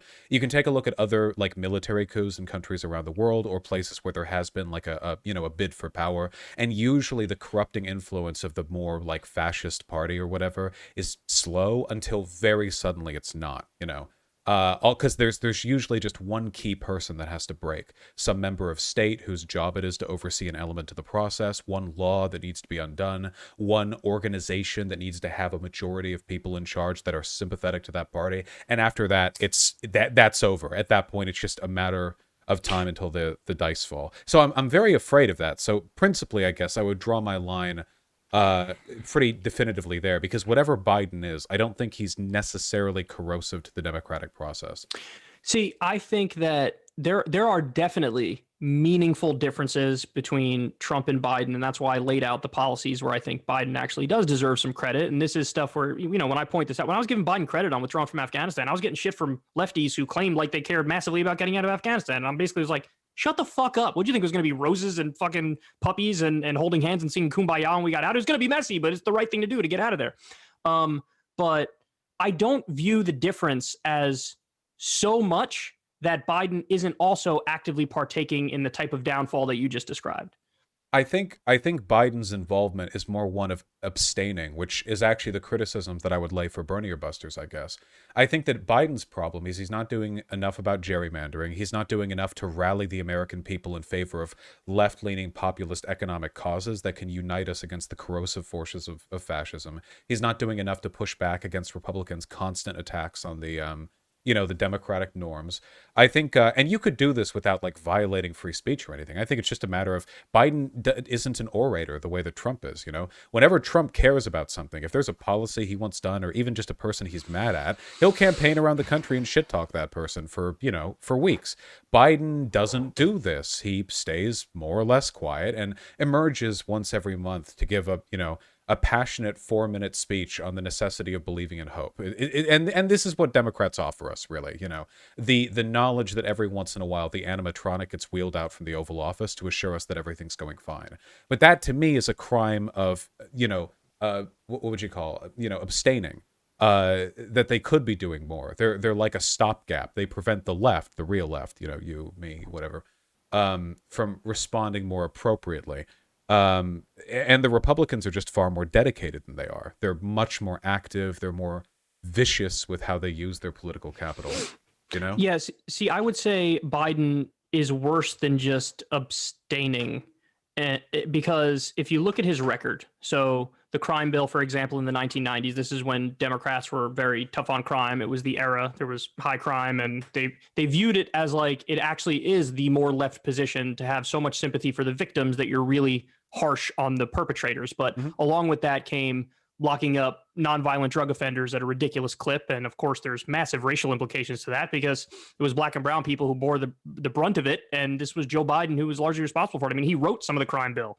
You have the Iraq war he supported, which, as we already described, ripped the Constitution to shreds. It was an illegal and offensive war. You have he supported the Patriot Act, which led to the illegal NSA spying and metadata collection. So forget our protection from unreasonable search and seizure. That's out the window. And then even things like today, he made it seem like he would get right back in the Iran deal when he became president. And then he didn't. He didn't get back in it. And that makes us less safe. It also tells the world the United States of America doesn't have to abide by any agreements or treaties that we do. So that actually makes it so it's more likely that a country like China takes our position as the sole superpower, because we don't even uphold our word after we negotiate a deal. So why should anybody negotiate any deals with us? We just go back on it immediately. So I don't look at Biden as like Trump is actively pushing us in the wrong direction. Agreed. And then Biden comes in and he like stops anything from it. He doesn't go back in the right direction, but he just sort of blunts it where it is. No, I actually think he also moves it in the wrong direction, just at a much slower pace than somebody like Trump. Well, what you talked about, the only thing you mentioned there, which is relevant to the immediate presidential term, would be his, with regards to the Iran nuclear deal, which to me is also, a crime of abstinence, really. I think, now I'm not defending Biden as a career politician or anything. I'm only saying that in his term now, I don't think he's making moves against the foundations of our democracy. He's failing to repair them, but I don't think that he's attacking them. I think that our institutions are relatively safe with a person like him in charge, because he's not a populist. He's a doddering old man. It's not a defense. He's just not anti-liberal the way that somebody Trump might be. And by liberal there, I mean in the the Enlightenment sense, like liberalism, the ideas, the values of democracy, the virtue of civic participation.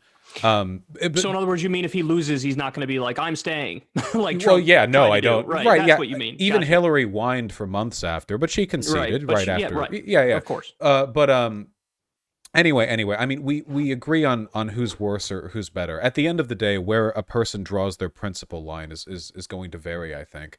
It's just, I guess, as broadly a product of political strategy, I feel like it's a disservice to more radical groups to suggest that you have to hold water for everything your candidate does. Because I feel like that's a perspective that only works in sort of like sheltered Western elections. For example, there are other countries where there might be an electoral choice between a competent capitalist and an autocrat, like a full-on actual, like they will literally just destroy the country if they're put in power. And there are like lefty groups in that country, and I don't want to like sneer at them like, what, so you're pro-capitalism if they vote for someone who's not great, but is at least stable over that. Or I don't want to sneer at anarchists or anarcho-communists around the world who are put in these positions where the lesser evil makes a real difference to them as opposed to the alternative. So to me, it always has to be about that comparative moral advantage, because whether you make a choice, reality will make one. And I would just rather tip the scales very slightly in favor of the one that's least shit. I think that there's a compelling argument for the point you just made, and it's one that I struggle with from time to time, where I do feel like there's an internal logic there that makes sense to me. And that's why I never begrudge anybody who does sort of suck it up and make that lesser evil vote. And it's funny because there are lefties who say, I'm against voter shaming, but then if somebody does a lesser evil vote, they're like, you fucking voted for Biden? True. So, yeah, there's a True. total contradiction there, and it's ridiculous that people don't catch on to that as they're doing it. But so I don't begrudge anybody who does that. What I will say is, and I'll let me give you a little bit of insight into my own voting history, so maybe you could see where this sentiment came from within me, where I feel like I sort of own whatever the politician does. So in the 08, the first time I was able to vote was the 08 Democratic primary in New York. You have to be registered as a Democrat in New York to vote in the Democratic primary. So I registered as a Democrat. John Edwards was out by the time it got to me. John Edwards was running as the furthest left candidate. Of course, he was actually a piece of shit, and there was a scandal with him. His wife had cancer, and he was cheating on her, whatever. So a bunch of shit. Anyway, he was out by the time it came to me, and it was Obama versus Hillary. Now, believe it or not, people are going to be surprised to hear this. I actually struggled with who to vote for between Obama and Hillary at the time, and here's why. Hillary in 2008 in the primary was openly running on single-payer healthcare.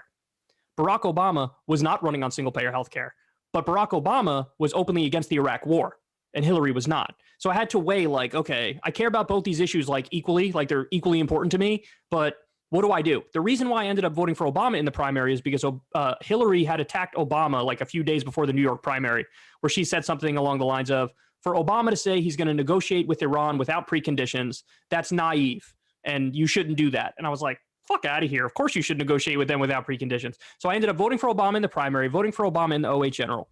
By the time the 2012 election came around, I was faced with a conundrum, because a little bit before the 2012 election against Mitt Romney, there was an article that came out. I forget who did. It was one of the big publications, maybe Washington Post or New York Times or something like that. and we learned about the extent of the drone war and like the thousands of innocent civilians who had been killed because of the drone war that Obama had greenlit. And he actually massively ramped it up from the Bush years. And I don't know if that's just because the technology wasn't there yet from the Bush years and it was there under the Obama years, whatever.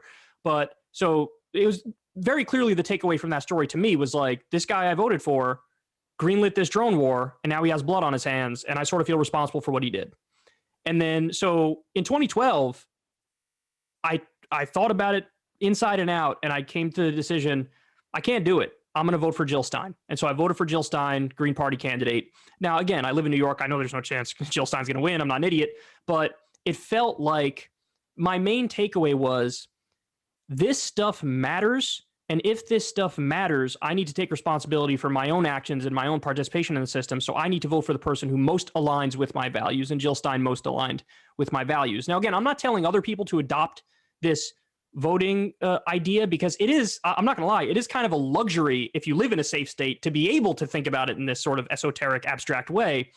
Because again, if I'm in a swing state, I do think the calculation changes. And I do think I lean a lot more in favor of what you're describing here, because it is, if it comes down to the practical matter of like, no, it really fucking matters now, then it's like, I guess I just got to do the least amount of harm possible. So anyway, that's my little story as to why I think this way about the vote, but I don't want to put on anybody else that way that I think about it, because I'm not convinced it's correct. It's just one way of thinking about these things that struck home to me when I thought it through originally. No, I get that. I feel like there's more room for that kind of optimistic voting, especially in like primaries and safe states. I mean, that's the place where you have the most room, I think, for experimentation. There is a benefit in the general, I mean, not in the primary, to voting for a candidate who's a surefire win, because having a high turnout for that candidate still makes things better in terms of the democratic mandate in favor of that candidate, or at least their party, you know, like with Trump Biden, you know what I mean? Biden won, but I would have much rather Biden won by 40 million votes. I mean, that would have been, first of all, it would have been very funny. The social media, it should have happened. I predicted like 350 something or 360 something electoral votes. Biden let me down. Yeah, honestly, but the fact that we can't even get that with Trump as the alternative is terrifying. And I think Right. what that speaks to fundamentally is that disillusionment, because, and this Yes. is very much a product of my bias, okay? I think that everyone who didn't vote, or most everyone who didn't vote back in the 2020 election, is Biden leaning. Because I think that the Republicans are much better at coalescing their base. Anyone who Right. would vote for a Republican does vote for a Republican. Whereas there are plenty of people who are sort of passively, and I think the stats back this up. If you take a look at, for advocacy for better healthcare, for unions, for gay positivity, trans positivity, racial justice, these are like 60 to 70% of the population. And yet 30 to 40% votes Democrat. The remaining 30%, the groups that don't typically support those causes, votes Republican, and that leaves the middle ground of people who would be on the left, in some ways at least, if not all, were it not for, well, Biden wasn't a very exciting candidate, so that's what I feel like I proselytize over. I focus on the electoral stuff more than I want to, you know. I don't find it, like, especially interesting, except for how consequential it is. But I do think that there's something deeply wrong with the ability for anything even vaguely left-leaning in this country's ability to attract the interest, attention, and support of the majority. We clearly fail in that respect, in spite of us having better messaging. So, no, see, that's where we definitely disagree on that, because I actually think the American people are already there, and the thing that stops any, actual wins from occurring is the fact that Washington totally represents corporate interests and billionaires, and they're totally bought and owned. And so when we go issue for issue and look at the polls, people are with us on like every economic issue, every foreign policy issue, and we just don't get what we want. We never do. That's why Congress has a 12% approval rating, because people know on some level they're always voting for a lesser evil, and they're always voting for somebody who is not going to represent them, and they're just there to represent like Pfizer and JP Morgan Chase and Raytheon and Lockheed Martin and stuff like that. okay, wait, I have a question. Yep. How would you feel, or what would your response be if the Democratic Party was Bernie aligned. You know, let's say the Justice Dems have engaged their coup. You know, we've guillotined Pelosi or whatever in a Minecraft in Roblox. You know, we've taken control. Okay. And let's say, in spite of that, and in spite of all the positive messaging that arises from it, there's basically still the same voter split. How, if that turned out to be the case, what would you diagnose the problem as? What would you say is like the step forward from there? Honestly, gerrymandering, because I don't know if you've been following this stuff to this point, but the Democrats need to win the popular vote by like 5% in order to just hang on to the numbers they currently have. And right now in the generic ballot, Republicans are up anywhere from 5 to 10% in one poll. So it's looking like a bloodbath, even if, let's say, Biden suddenly snapped out of it and was like, shit, I got to legalize marijuana. Here's an executive order for that. I got to cut another stimulus check. Here's that. Even if he did all that stuff, you might get the polls might get back to D+2 or something, but you still need more than that just to hang on to the numbers you have. So there is a giant systemic institutional advantage right now for the right because of the gerrymandering. I mean, they just rig it. I mean, I don't know if you look at every midterm election going back in modern history, the Democrats always win the popular vote, and oftentimes they lose in terms of the number of seats. Okay, I'm so happy you're saying this because it really pisses me off. Because, like, they blatantly cheat. Like, clearly, obviously. No doubt about it. Like, yeah. and on everything. What they were doing with taking away the, like, voting stations in Texas before the 2020 election, like, in those neighborhoods. And the war on mail-in voting is fucking cheating. That's just cheat. That's all that is. We are going to cheat. We don't want mail-in votes, even though mail-in votes are totally legitimate. So blatant about it. The whole 2020 big lie election scandal stuff, all of it. And then, you know, honest to God, I don't have an issue with playing dirty. Fuck them. Yeah, gerrymander the shit. Just bleed them dry, okay? Have gerrymandered districts that look like fucking tapeworms laid out in a table, okay? I don't care. just skewer the country. Because it's between gerrymandering and the Electoral College, where it feels like the Republicans have a permanent, like, 10-point bias in their favor. They do. Yeah, after you've taken the popular vote into account, which is fucking insane. But when you talk about removing this stuff, they accuse you of cheating. Like, you're like, that's my handicap. They're, you know, they're the kings of that, Vosh. Like, they are the kings of, like, as they're cheating, they're like, you're fucking cheating. You're fucking cheating. It's always been their move. I completely agree. This is what I've said, right? Or this is an element of electoral anti-fascism. In Germany, Nazis can't run. You can't do that. You can't. For good reason. I think that's fine. I think we should have done that with the Confederacy after Reconstruction. Absolutely. I heard you say we should have put a bullet in the back of the head of the what was it, the slave owners? Or was it the undeniable. They went to war. They were the economic... Yeah, absolutely we should have. Everyone responsible for the secession... Clear as day. You're gonna make me lib out on you, bro. I'm gonna lib out on you. At the very least, the military and political leaders... The Reconstruction didn't go nearly far enough. Reconstruction was a joke. Reconstruction, I'll give you that. Reconstruction was a total joke. That's obvious. Something like 30% of white families owned a slave. So if you got like every single person who owned a slave, you would get quite a few people. At the very least, the leadership. But anyway, the systemic invalidation of some political perspectives, at least in form, if not directly, is something that I think we need to consider, especially because they will always do it to us, you know? See, now, on this we disagree because... But that's what we're talking about with the gerrymandering. We're saying, like, well, fuck them. They will always cheat. So what I would say, I don't actually agree with, like, okay, well, let's just gerrymander and cheat in return, because I think if you just make the system fair, you have some independent boards that draw it up or whatever, then we'll win every time either way. So we don't need to cheat. We just need to get it back to an even playing field for us to win. If from their perspective, that would be the same, though, right? Like, to them, fair gerrymandering. Yeah. Oh, absolutely. That's from their perspective. Of course, they're gonna fucking say that shit no matter what. Okay, I actually have a question for you because you are much more a free speech extremist than I am. I think I'm very much so. But to me, the most free speech positions are ones which are willing to defend the sanctity of that institution, even if it means limiting some speech, you know? Like, much in the same way that some people will go to war to preserve peace, I think it's sort of a necessary self-correction. Obviously, you can go in bad roads with that, but so can you with a lot of social institutions. Law, jailing, you know, we choose the lines and where those fall. With regards to politicians, okay? So I've said this. I feel like we are not nearly judicious enough in sedition charges against people in Congress, you know, like higher up political officials. Because, like, for example, January 6th, we have Republican officials who were in contact with people with on burner phones, planning essentially to attack the Capitol in an effort to delay or stop the ratification of the votes, you know. Now, this fits the definition of sedition to a T, you know, conspire against the United States in order to eliminate or delay the passage of a law.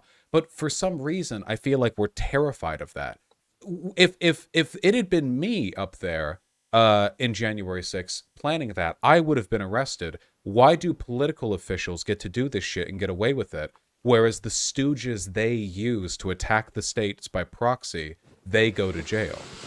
So what I will say is this, and Crystal and I got into a really good debate on this recently as it pertains to the QAnon shaman. You know, the QAnon shaman. He got 3 years or 18 months? What was it? He got 3.5 years in prison, and that's on top of 9 months he just spent locked up, basically in solitary confinement. And her and I had a debate and a discussion about what we think is a fair treatment, well, a fair punishment. And so my line all along has been this in regards to January 6th. The way I would approach that is with good old-fashioned, old-school police work, where you don't need a new Patriot Act 2.0 where you take away people's civil liberties more in order to go after these people. And that's what the security state wants to do, is they want to give themselves more entrenched power and more money, and they want to use this to spy on everybody even more and take away more civil liberties. But what you should do is everybody who actually committed a crime on that day, throw the fucking book at them. And so I'm 100% on the side of that. Now, in terms of the lawmakers and how they were involved, all I will say is the bar needs to be very high for wrongdoing and criminal action, because even Trump, and you might disagree with me on this, but even the way Trump approached it, he spoke out of both sides of his mouth that day. On the one hand, he's like, you're very special people. You're very beautiful people. I know why you're doing this. We love you. Let's march to the Capitol. We love you. But then when the shit hit the fan, he did come out and say, but now I want everybody to go home. And just the fact that he said that covered his bases enough where there's nothing you could really throw at him legally in terms of some crime. So in theory, if there's somebody who's directly involved and they commit an actionable offense, then of course, throw the book at them. But I'm not sure any of them did something that's really something you could prosecute them over. I also think we need to be careful, because the precedent could degrade us, and, you know, because anything that we might do to them, they'll, on much looser standards, try to throw at us. And so it's a door we need to be careful opening, in the same way with speech laws. Like, I get it. No defamation, no slander, no libel, never direct threats of violence. All that stuff is illegal, even to the most absolutist free speech bro like myself.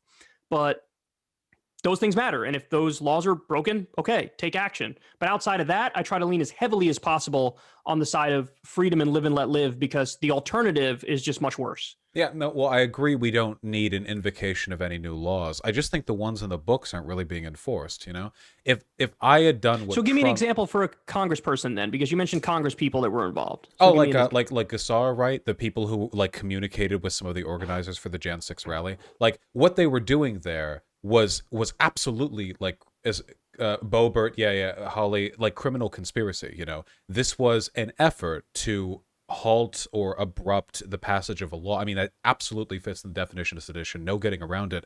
I just think it's one of those situations where they can get away with it, but the others can't. You know, the QAnon. So what did he say exactly? What did Gassar say when he was setting? What was he like, talking to Alex Jones and shit? Like, what was he saying? Oh, I'd have to go back through it. It was like a month and a half since I read the thing. I'm working a bit off sort of a degraded memory here, but okay, all right, no worries. Right, it's more about, like, or with regards to Trump. You know, at the very least, I think that inciting a riot would be a charge brought against Trump if Trump wasn't Trump. If there was another person who was there, some non-presidential figure who, democracy's being stolen from you, now go to the Capitol. I think charges would be brought against them.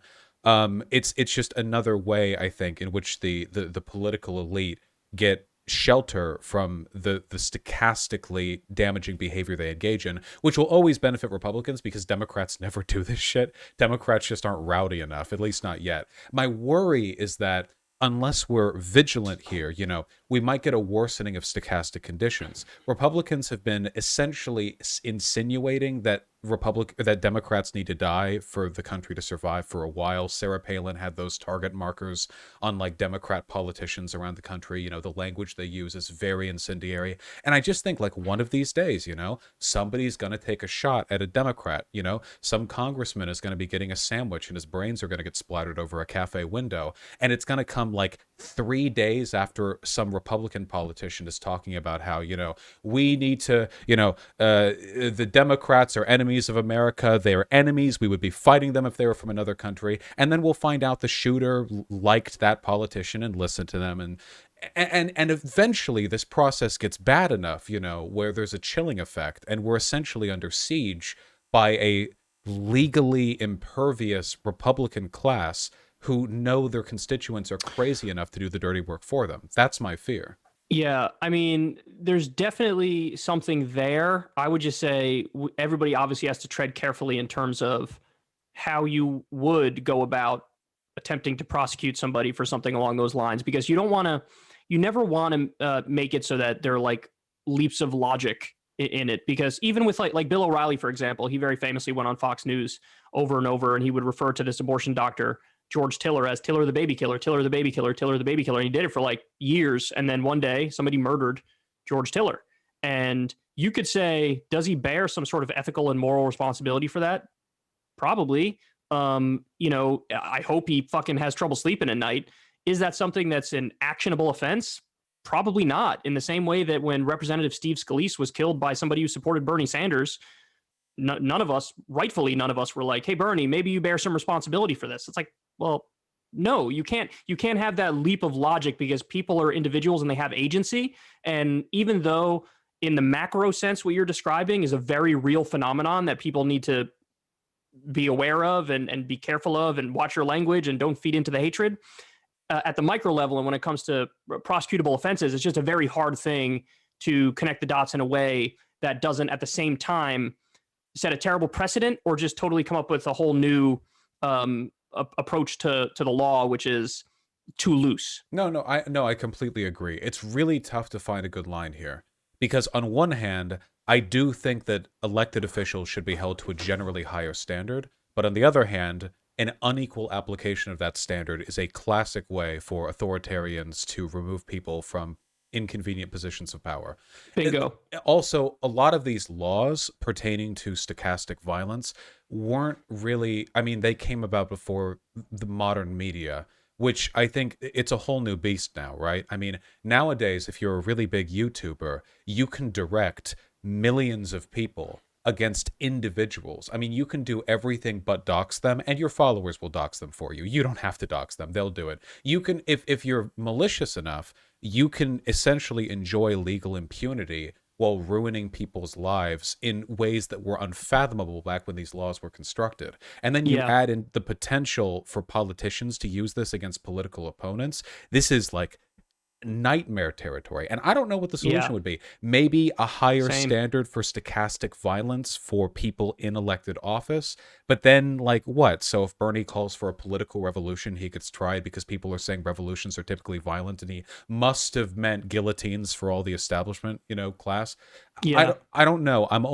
I don't know, Kyle. I'm only scared. That's my feeling is all. No, I totally agree with you, and I think you're right. And this isn't something I've thought a lot about, but it certainly rings true that there are some totally unscrupulous, malevolent people out there who do have a lot of power. Alex Jones is the best example of this. Alex Jones is a guy who, he developed this giant following, and he is out of his fucking mind. I've probably covered more Alex Jones than anybody, just because I've been on YouTube since like 2012, and I used to regularly like cover his stuff, and he accused Democratic politicians of being demons and of smelling like sulfur, and like that's my reaction. reaction. Many are saying this. my reaction is the same. Like, I sort of laugh at it and mock it, while at the same time understanding that there's maybe 1% of his audience that's just that fucking crazy, where there really are negative consequences associated with it. And even on the Sandy Hook stuff. So he was just found guilty in 4 separate Sandy Hook cases by default, which basically means he just didn't show the documentation that he was legally required to show, which means he was found guilty. In a weird way, Bosch, I actually think that was the best possible outcome. And here's why. Because he's not being found guilty of anything beyond just being found guilty by default. So in other words, because I watched all the things he said about Sandy Hook. He absolutely said it was a hoax. He absolutely said that, this was planned. He said all the conspiracy stuff he 100% said. But he also never said, here's the family members, here's their address, go harass them, call them, do whatever. And so there really was a legal gray area where I don't think you could have found him guilty without really destroying free speech and without really setting a bad precedent. But that's why we got the best of all worlds, because he was still found guilty while we didn't set a negative speech precedent. Because now, I don't know what the punishment's going to be. I don't know if he's going to have to pay millions of dollars to these people. I don't know if maybe he might serve some time. I'm pretty sure. We'll see. Yeah, but he's probably going to lose, because if you don't show your fucking documents, then, and it's hilarious too, because what does Alex Jones say all the time? I got the documents right here, ladies and gentlemen. So I actually think that was the best possible outcome, which is, here's this malicious, malevolent, like really conspiratorial minded person, and he's causing real harm, but he's also not doing it in a direct enough way legally where you can draw the lines back to him and lock him up. But we got him on like a loophole. It's almost like getting whatever that gangster was on tax evasion. The mafia boss who they got on tax evasion. Capone. I think I imagine the documents might have incriminated him a fair bit, like internally. He probably thought, I think you're probably right. He lied about his finances or whatever. There's something. A lot, I'm sure. I doubt that guy is very scrupulous with his, behind the scenes. Yes, I don't think so. Could be. I don't think so. I think, it's really difficult to make judgments like this. It's in a way almost like the least harmful thing you can do is make a direct threat as one of these big figures, because if you do, you'll be arrested the next day. If you make a direct threat, like, that's it. Your audience will be like, oh, okay, the police will show up. You're fucked. But you can talk around it for ages to essentially the same effect. And this is one of the issues with like threats and defamation targeted at individuals versus targeted at concepts, like Dominion suing for defamation against, all these orgs. Fox News dropped that like a hot iron. OAN and Newsmax have their, they're going to have fun, I think. But the Kraken lady, what's her fucking... Sidney Powell. Yeah, fuck her. Yeah, good luck. So that's because it's Dominion, it's a company. But the electoral process as a concept isn't subject to any kind of legal protection with regards to statements that would be defamatory if they were being levied against a company. The government doesn't have that standard. So look at Boebert and Ilhan Omar happening right now. Have you been seeing this? Yeah. Where she called her like she is terrorist. Fucking loathsome. She's telling this. She's just lying, making up these stories. One of them was like, I was standing in the elevator and Ilhan Omar was with me, and somebody was walking to come into the elevator, and Ilhan Omar had a backpack, and I looked at her and said, or she did. Thankfully, no. What she said is she didn't have a backpack, so I was like, "Whew, I'm safe from the jihad squad or whatever." That was one of the stories she told. She told another one. I mean, just flat out blatant, bigoted. And then everyone really, clapped. This congresswoman is in fucking Al Qaeda. You piece of shit. It's and that's dangerous. It stokes hatred of Muslims. I think there's no doubt about that. Ilhan Omar is if bullets ever do start flying, like assassinations and stuff, Ilhan Omar is really far up there in terms of the people. I'm sure she needs security all the time. Yeah. Which is and Republicans don't need any of this shit. It never gets dished out at them. And I'm not saying it should be, by the way, because legitimately I do not want Biden up there doing his best, vaguely threatening sort of stochastic terrorism bit behind a podium. That's not the solution I'm looking for, but it's an element of democratic destabilization for which we currently have absolutely no legal answers and no social answers either, because you don't need everyone to be on board with it. You only need like 10% of the population to be on board with it, and you have millions of people. I have hope there, though. I have hope on a social answer. I really do. And on the social front, look, I think that yes, this country is very divided. It's very partisan out there right now. It's very tribal, but it's also like that because there is a little bit of top-down jerry-rigging of the narrative. And so what happens is we're almost as a distraction, we are forced much more to focus on these endless culture war issues where everybody's at each other's throats. Whereas the reality of the situation, if you look beneath the surface, is what we discussed earlier on, which is, okay, minimum wage. Trump won the state of Florida in 2020. A minimum wage direct ballot initiative also won with 60% of the vote, meaning plenty of people who voted for Trump also wanted a $15 minimum wage. You look at the same thing when it comes to healthcare, when it comes to unions. There's so much support. The numbers are astonishing how much support the union workers are getting against management right now, whether it's John Deere or Kellogg's or whoever. And so there actually is a lot more that unites us than divides us. We just don't know it because nobody fucking talks about it, and nobody says, like, hey, let's cool our jets here a little bit and be rational and talk it out.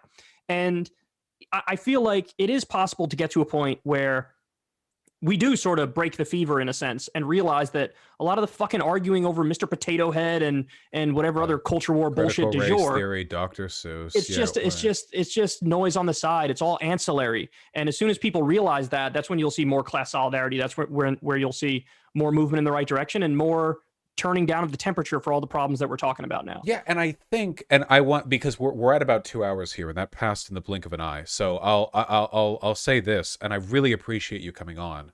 I do want to bring up one more thing when you're done. Oh yeah, though. no, I'm not saying Okay. like we're done. I just want to say, like, to finish that in the end. But with regards to that, to me, the best solution was always, like, how should I say? When I talk about progressive issues, I don't think of them as part of the culture war.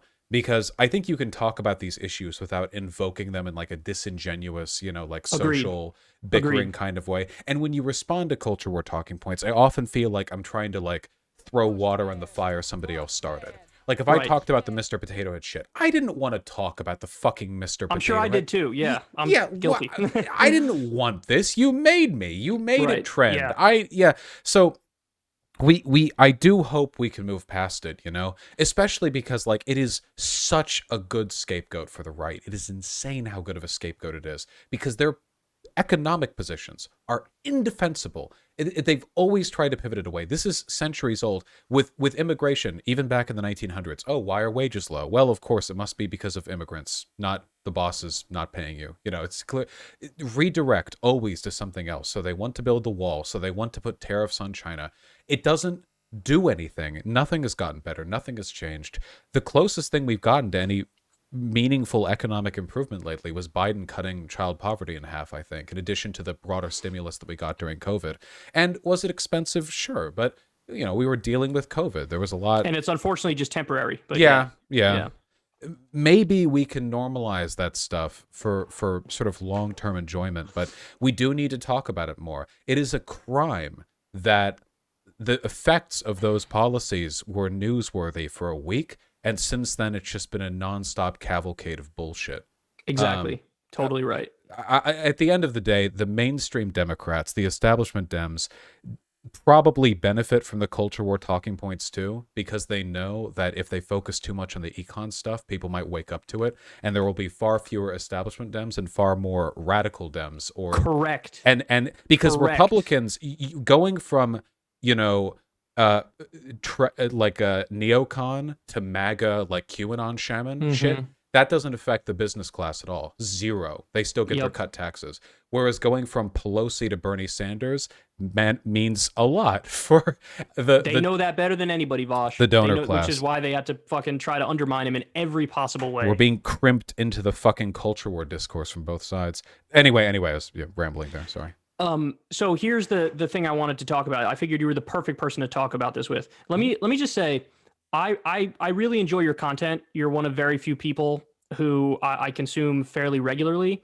And the reason why I really enjoy your content is because I've talked about this publicly before, I have an aversion. I don't want to hear people tell me what I already know and believe and can make even better arguments for. I like hearing a perspective that's maybe slightly different than mine, but very well thought out and very genuine. And I feel like you bring that. And so I enjoy your content. And like I was listening to the thing you dropped yesterday on like otherkin and what is it called? Neopronouns. And I'm such a boomer. I don't even remember all the things. Xenogenders was the other Xenogenders, right. So I figured I'd bring this up to you, and this is a hot take that might get people mad at me, but I want to give you my instinctual reaction to something and then get your response. So for me, the issue of transgenderism was always almost like a duh thing. Like I could very easily wrap my mind around the concept of somebody being biologically born male or female, but then 100% feeling and being convinced that they're the opposite. Mm-hmm. To me, I from early on when I heard about transgenderism, I was like, yeah, okay, I can see that. Yeah, of course. And it's a real phenomenon. It happens. And so never doubted that for a second. And obviously with, homosexuality too, somebody being gay, to me, that also, I was like, yeah, I could totally see that. It makes perfect sense to me. There are certain ones that intuitively don't make as much sense to me. So, and there was a story that came out the other day that I tweeted about. It's it's basically the new Rachel Dolezal. It's this woman who's a Canadian health minister or Canadian health official, Indigenous health official. And she basically was claiming that she was Indigenous and came out she wasn't at all Indigenous. And the reason why I came out is because I think she was making a big show of being Indigenous. And she did like a TED talk where she was in the traditional garb and stuff. And so I polled my audience and tweeted, I just put the word transracialism and I did a Twitter poll. And 70% said no. And 30% said, sure, why not? And I have to say, my instinct is that I really don't see what's wrong with it. I really think, is it possible, if we agree, and I don't know if you agree with this, in terms of how people perceive race, that's real as a heart attack. And that's why there's discrimination and prejudice and xenophobia and bigotry and all that stuff. Uh-huh. But if race mostly is a social construct, and it is, well then, why can't somebody feel like they're more of another race or another culture? So my gut reaction was transgenderism, totally get it. Transracialism, I kind of get it. The one I actually struggle with is the otherkin shit, where I'm like, I don't know about that, dog. So tell me where I'm wrong and break it down for me, because I'm very open-minded on these things and I'm just giving you my instinctual take and I'm curious what your thoughts are. Jesus Christ. Yeah. Throw me the hard question next time, huh? Okay. I love this shit, man. I live for this. Okay. So, okay. I gotta be careful because it's not like my audience is. You're gonna get canceled now too. Go. Yeah. For Okay. It. I think. Okay. So, when it comes to terms like gender and race, we're always fighting. There's a war going on between different interpretations of these ideas and where these boundaries and constructs lie. Historically, gender and sex, at least in the West, kind of meant the same thing. I mean, we didn't distinguish the terms. There was men and women in most Western cultures for some time. And, they didn't think a person was a man or a woman because of chromosomes, because they didn't know what that was. They just thought there was some sort of spiritual distinction because of God, right? And now we have, a biological distinction and then a social distinction. And as time has moved on, we question the utility of these definitions. And with gender, I think it's in this weird flux where more and more people are deciding that whatever social roles come along with gender are just kind of meaningless. Like they're just not even really worth it. Just 60 years ago, guys couldn't have long hair or earrings. And nowadays, you have boys walking around looking like girls. And I don't mean trans people. I just mean boys walking around looking like girls. And butch lesbians have looked like boys since the 80s. So, and I just think they don't care as much. With race, I think there's a lot of difficulty here, I think, because I don't have anything necessarily against transracialism in one respect. Do you know the Channel 5 YouTube channel? Yes, and I think I saw the video that you did on the Hoff twins, the two. Oh no, maybe I didn't see this. Oh, they're these two. It's just there's two white boys who grew up in. Oh, sorry, my OBS just disconnected. It'll be back on in a second. That doesn't usually happen. Sorry. I'll keep the thought. Yeah, during the 3 seconds we have. Thank you for coming on again.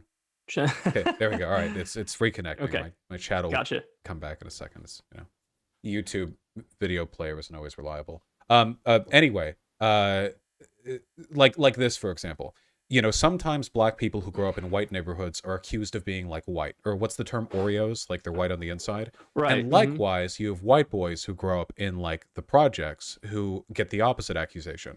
Now, obviously, the way we speak, the language we use, this is totally social. So, a black person who grows up in Beverly Hills, among other like white people, is probably going to talk more like me. And a white person who grows up in like East LA is going to talk, more like, well, black people who grew up in East LA. So in those cases, I think there's a kind of transracialism if you think of race as the social expectations and coded like cultural behaviors that we associate with race, Right. as opposed to like the skin tone and stuff like that. In a way, it's almost like you have race split into two concepts, the cultural and the perceived genetic. In the way you have sex and gender, you know, one of them is a product of different skin tone, face shape, height, maybe, and the other is all the social mores that go with it. So I think depending, but we don't have two terms for that.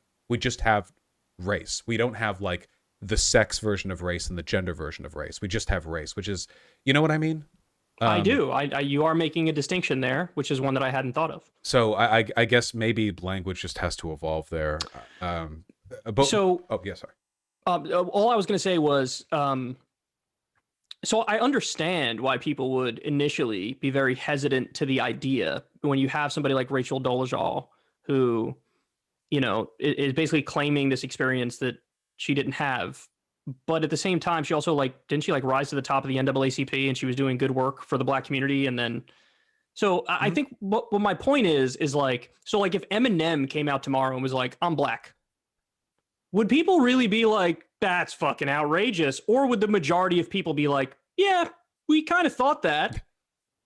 I think right now people would think it's outrageous, but I wouldn't be surprised if in 20 or 30 years this is more normalized. Now, I don't think people are going to like transition races biologically, Right, I don't think they'll do that either. Right, like skin darkening or lightening or whatever. No. Yeah, but because there seems to be something else about sexual transition where there are like impetuses that drive us towards that outside of just a desire to conform to given social rules, though that's a part of it. With the race stuff, though, I do think that with time there might be a change to how we perceive that kind of stuff, because isn't there like a sort of an inarticulation there? When we talk about race, what are we talking about? When we say somebody is acting Black, what the fuck does that mean? Because I grew up in Beverly Hills around Black people, and they can be as posh as anyone else. And you know, you can find white boys often in Skid Row, and they're the opposite in every meaningful way, at least culturally. I'd consider them Black, but we just have the one term. Maybe with time, the Rachel Dolezal thing isn't going to be a social problem. It's because it's true that right now when we think of like the validity of leading the NAACP, part of it is whether or not you've experienced discrimination along the lines of your race, which if you're white pretending to be Black might not be as applicable. But at the same time, TERFs make that argument about trans women, that you can't be a real woman because the first 18 years of your life or so were set enjoying male privilege. So that's what I struggled with, Vosh, is that every time I thought about the transracial issue, I couldn't think of an objection that wouldn't also apply to trans issues. And I was like, well, no, I know for a fact transgenderism is real. I know it.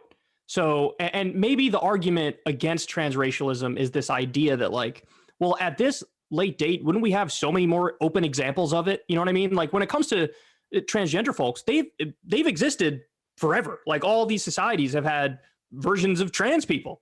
And whereas with transracial stuff, it's like, well, what do we have? Rachel Dolezal, Elizabeth Warren pretending for 3.5 seconds, and now this random indigenous minister in Canada. If it was a real phenomenon, maybe an argument is, empirically speaking, there'd just be way more examples of it already. But in terms from an intellectual perspective, when I look at, and I'd be very interested to poll the trans community on this, to what extent do people in the trans community think the reason they're trans is biological or cultural or both? And then, but when it comes to the race thing, it strikes me as like, since race isn't real in any meaningful sense, to be transracial would definitionally have to be just cultural and not also biological, correct? Yeah, well, unless they wanted to go the whole like Michael Jackson route, I guess. I actually agree. I really do think that given enough time, there might be a shift in perspective on this. I think it's just a matter of language expanding. The best historical analogy that I can think of is the Vikings were fairly culturally tolerant, right? When you think of Vikings, you think of like Nordic types, right? And usually when the Vikings or the Scandinavians were spoken of in older literature, it was as much a national as it was a racial distinction. Because, you know, there wasn't much in the way of like global travel back then, but there were Black Scandinavians even back then. Moors picked up during travels to the south and brought upward. So in that respect, you know, the term Scandinavian at once applies and doesn't apply to some of the non-white Vikings who might have been brought north. I doubt they would have had a way of linguistically parsing that either. So it might just be like culture and language not catching up to each other properly, you know? And what about the otherkin thing? Have you ever had a conversation with somebody who's otherkin? Yeah, but only online. Yeah, I'm very curious about that one because I'd love to know where they think it comes from and what exactly is it. I my understanding, at least this is how I understand it, is that I don't really believe in a spirit. So I don't believe the whole like you have a wolf spirit in you or whatever. To, you are what you are. When I think of it, I think of it as like a strong identification with some non-human thing in the way that a lot of historical figures might have aligned themselves with abstract concepts or ideas. We do this in literature a lot. People might be the Leviathan, the dragon, the lion. There are figures who have been named as such. And now sometimes, this is just a purple prose, a turn of phrase, and that's fine. But sometimes I think that people, they internalize that because they feel like there's some descriptive utility to that with regards to their personality. Like, what does saying you're a wolf mean about you? I mean, there are character traits we associate with being a wolf, right? I mean, when I think of a wolf, I think like, fierce, independent, blah, blah, whatever. To be honest, I don't know how deeply held these beliefs always are, because sometimes it's going to be people who are adults and they care about it very, very much, and some of them it's going to be like 14-year-olds on Tumblr who don't, it's just like a way of experimenting with their identity, and it's hard for me to parse out the exact level of involvement, but I just try to think of it as like a strong identification with the traits associated with that animal, and if it's more than that to them, they would have to explain it to me. Yeah, because I could totally see this like very gut level instinctual feeling of somebody who's born biologically male and feels female, or born biologically female and feels male, or even that instinctual gut feeling of somebody who's born with white skin but they feel like they're Latino or black or whatever. But I struggle to wrap my mind around the idea that you're human and you feel like a deer or something. It's just and maybe it's something I'm missing, but and the other thing is, and you sort of touched on this in the video the other day, is like the right almost like the right made these arguments way back in the day, like, oh, you're gonna have gay marriage? Well, what do you want to marry your dog next, bro? And like it was they would extrapolate things to this absurd degree, and we would be like, obviously that's not going to happen. But when it comes to like, well, now I identify as a rhino or whatever, it's like, aren't some people actually doing that and carrying it to this absurd level where at some point you have to question, like, is the experience of somebody who claims to be an animal equivalent to or equal to the feeling of somebody who's biologically male and now they're a trans woman? I would say no. I would say the feeling of the trans woman is so much more real and like ironclad, and it's that whole experience. Whereas with somebody who says they're an animal, I just sort of want to be like, you're not an animal. I think I agree with your conclusion, but not how you got there. To me, it's not about which is more real. Maybe the dysphoria element of being trans, like that's like a sort of medically quantifiable thing. But to me, it's more about along what lines are people being attacked, I tend to think of progressive issues as a kind of united front, much in the same way that otherkins have been attacked by the same people who attack trans people. Not saying you, I mean, like, because like you said, they'll relate all of it. It'll be like, oh, what's next? People will identify as attack helicopters, And the easy defense, joke. Right, yeah. The easy defense is to say, well, no, of course not. It's just within the gender binary, and there's also non-binary people, that sort of thing. But I think more broadly, it's an argument about consent. At the end of the day, the categories we're talking about here, whether they're socially established ones like gender or not really socially established ones like otherkin, though different cultures have had things that are kind of like otherkin. I mean, Native American. Oh, that's interesting. I didn't know that. So like not exactly the same, but at least parallel. But whether or not we're talking about this, that, or the other, these are all completely arbitrary social categories. I don't know if there's more validity to the gender one than the otherkin one. We just chanced into a situation where one of them was taken more seriously than the other. So Right. Is that my social conditioning that's led me to that conclusion? And I don't know. That's why I'm sort of putting this out there and we're talking it through. I think so, but I think what that means is because it's cared about more, even if arbitrarily, that means it's okay to focus efforts on that more. I cringe tremendously when I see otherkin saying like, we're part of the trans struggle. If you're anti-otherkin, you're anti-trans. And the answer to that, at least from my perspective, is come on. Like I can respect who you are and what you believe, but there aren't anti-otherkin bathroom bills being pushed. There aren't otherkin bans from the military. We know where the hammer is being brought down. So to me, it's not a matter of what's more valid or true or empirically defensible. It's just a matter of where you put your energies defending it. And for me, the argument will always be, unless you can prove somebody is being harmed here, I will not care. And with the case of otherkin or whatever, it's outlandish to me. I admit, I don't get it. I can understand it abstractly, as an intellectual problem. But as a personal thing, I'm comfortable with who I am. But as long as they're not harming people, I think they have a fundamental American right to that kind of self-identification. Maybe in 100 years, it'll just be like, horoscopes or zodiac signs, oh, I'm such an Aquarius. Oh, I'm such a giraffe. I don't know. They do that in China. They have the year of the dragon and the year of the ox, and that is meant to reflect in your personality. In Japan, it's blood types. They think AB and O minus and O positive are like character traits, kind of. So it's all arbitrary. It's just a matter of what we lucked into. I do feel very similar in one way. Like on the one hand, I feel like my position is very clear when it comes to this stuff, which is live and let live. You do whatever you want to do as long as you're not hurting anybody else. And it quite literally is not hurting anybody else. So it's like, fine, go right ahead. I just, the struggle that I run into is like, when I try to relate it back to transgenderism, even transracialism, which I know even the majority of my own audience is like, fuck off when I say that. But I feel like I don't intuitively grasp it as much. And the other thing is I do feel like, oftentimes maybe these things develop in a situation where people maybe turn a little too inward and care too much about themselves personally, to the point where it gets to be almost an unhealthy obsession, as opposed to sort of turning outward a little bit and looking more at the world and diagnosing what's going on in the world and trying to change the world. There are some things that could be an unhealthy personal obsession, which might lead you down roads that you wouldn't otherwise go down, and an unhealthy personal obsession where you're like trapped in your own mind and just thinking about yourself and your identity too much. I think that can be very negative for people. And I think a lot of people go through streaks in their life where they're like, I certainly did, at certain points in my life where I almost turned too inward and cared too much about what's going on in my own head and not enough about what's going on in the world.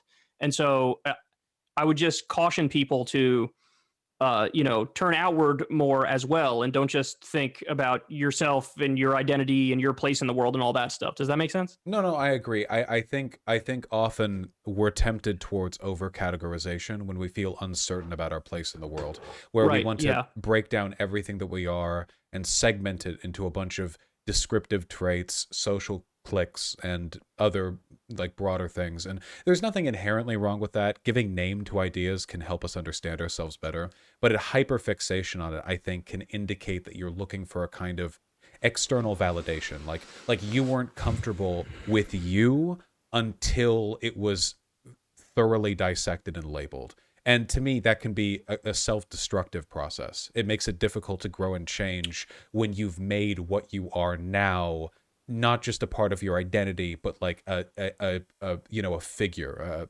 like a trophy to yourself, And I think that can come in two separate ways. It could come from trauma that leads somebody to do that, but it could also come from the opposite, which is, I forget what it's called. Is it called Maslow's hierarchy of needs, where like the very top of it is like self-actualization, which is a stand-in for like identity. The bottom's like survival stuff. Yeah. Correct. So I feel like that instinct can come either from having all your needs met in a way where you're sufficiently okay, and then you are concerned almost too much with the self-actualization aspect of it, or it could come from the opposite, where maybe your environment is chaos and there's nothing that's stable, that you turn inward almost as a coping mechanism to escape that.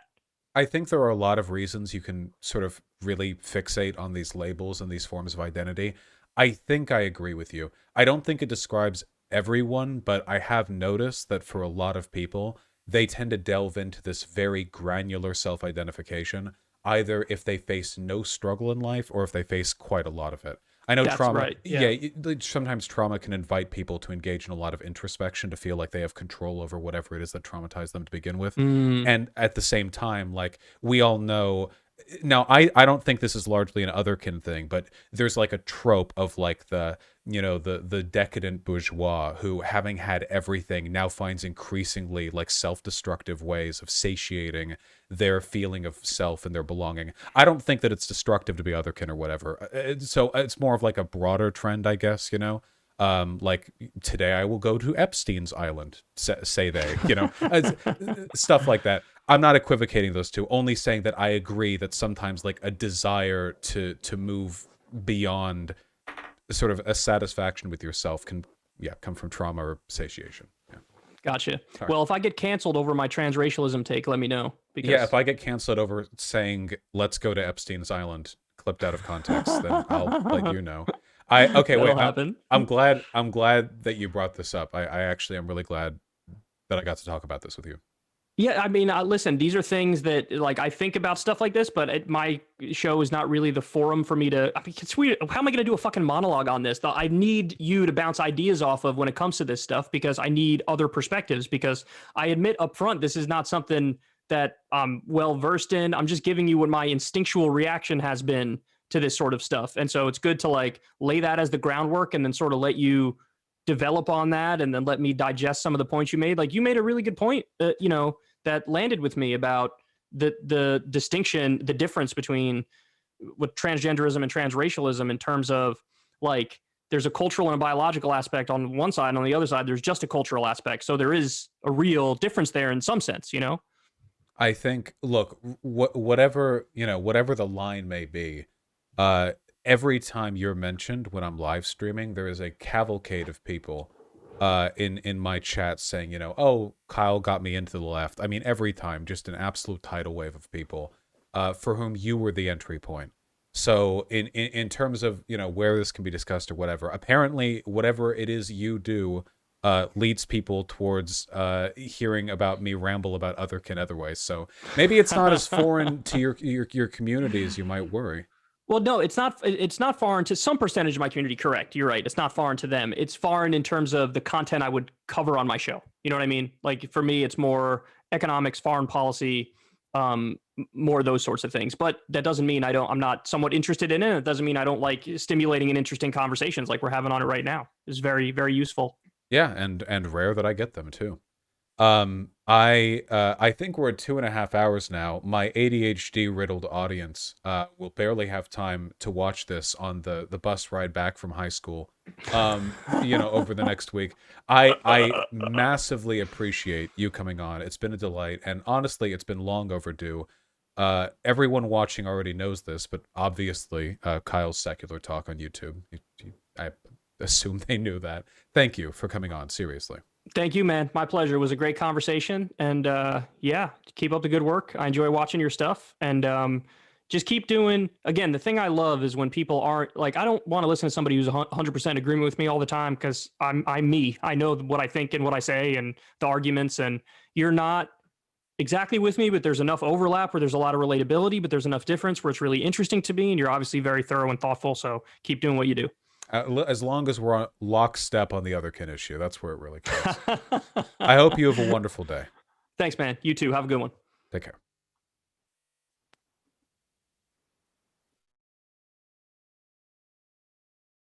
Yeah, I'd say that was a good-ass convo. I really like Kyle. I have some disagreements with him, but I quite like Kyle. I'm just going to get this in while we have the audience. Sub to my channel, you buffoons. If you're on YouTube, like and subscribe. Make the like counter go up. Seriously, though, do sub to the channel. I really appreciate you taking the time to watch. If you're here because you're a fan of Kyle Kulinski, but not so much myself, Kyle likes me, so you should too. There you go. I also have the Vosh Pit, my second channel, which has been doing stupid good lately. So you should go. Clearly, the mandate of the masses indicates that the content there is good. So you should go look there too. And also subscribe with all of your YouTube accounts. You know, really get those numbers up. Anyway, I thought that was a good convo. I know there were some people in my audience, as I could see from the chat, who wanted me to like tear into him, which was obviously not what the conversation was going to be. If you've heard me talk about the issues we disagree on before, then you know where I stand. So I feel like my due diligence is made there. A lot of the people in chat were also like seemed to be quite disappointed when he was like saying he's pro transgender, transracial, but he used the term transgenderism. You know, I'm sorry, not all of us can be completely in on the hyper progressive lefty Twitter discourse. I think he's quite progressive. I don't think there's any denying that. He's just, yeah, you know, he's yeah.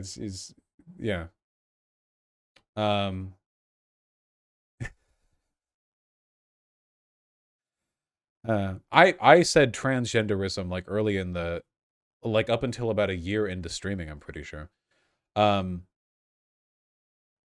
So yeah, I was progressive back then.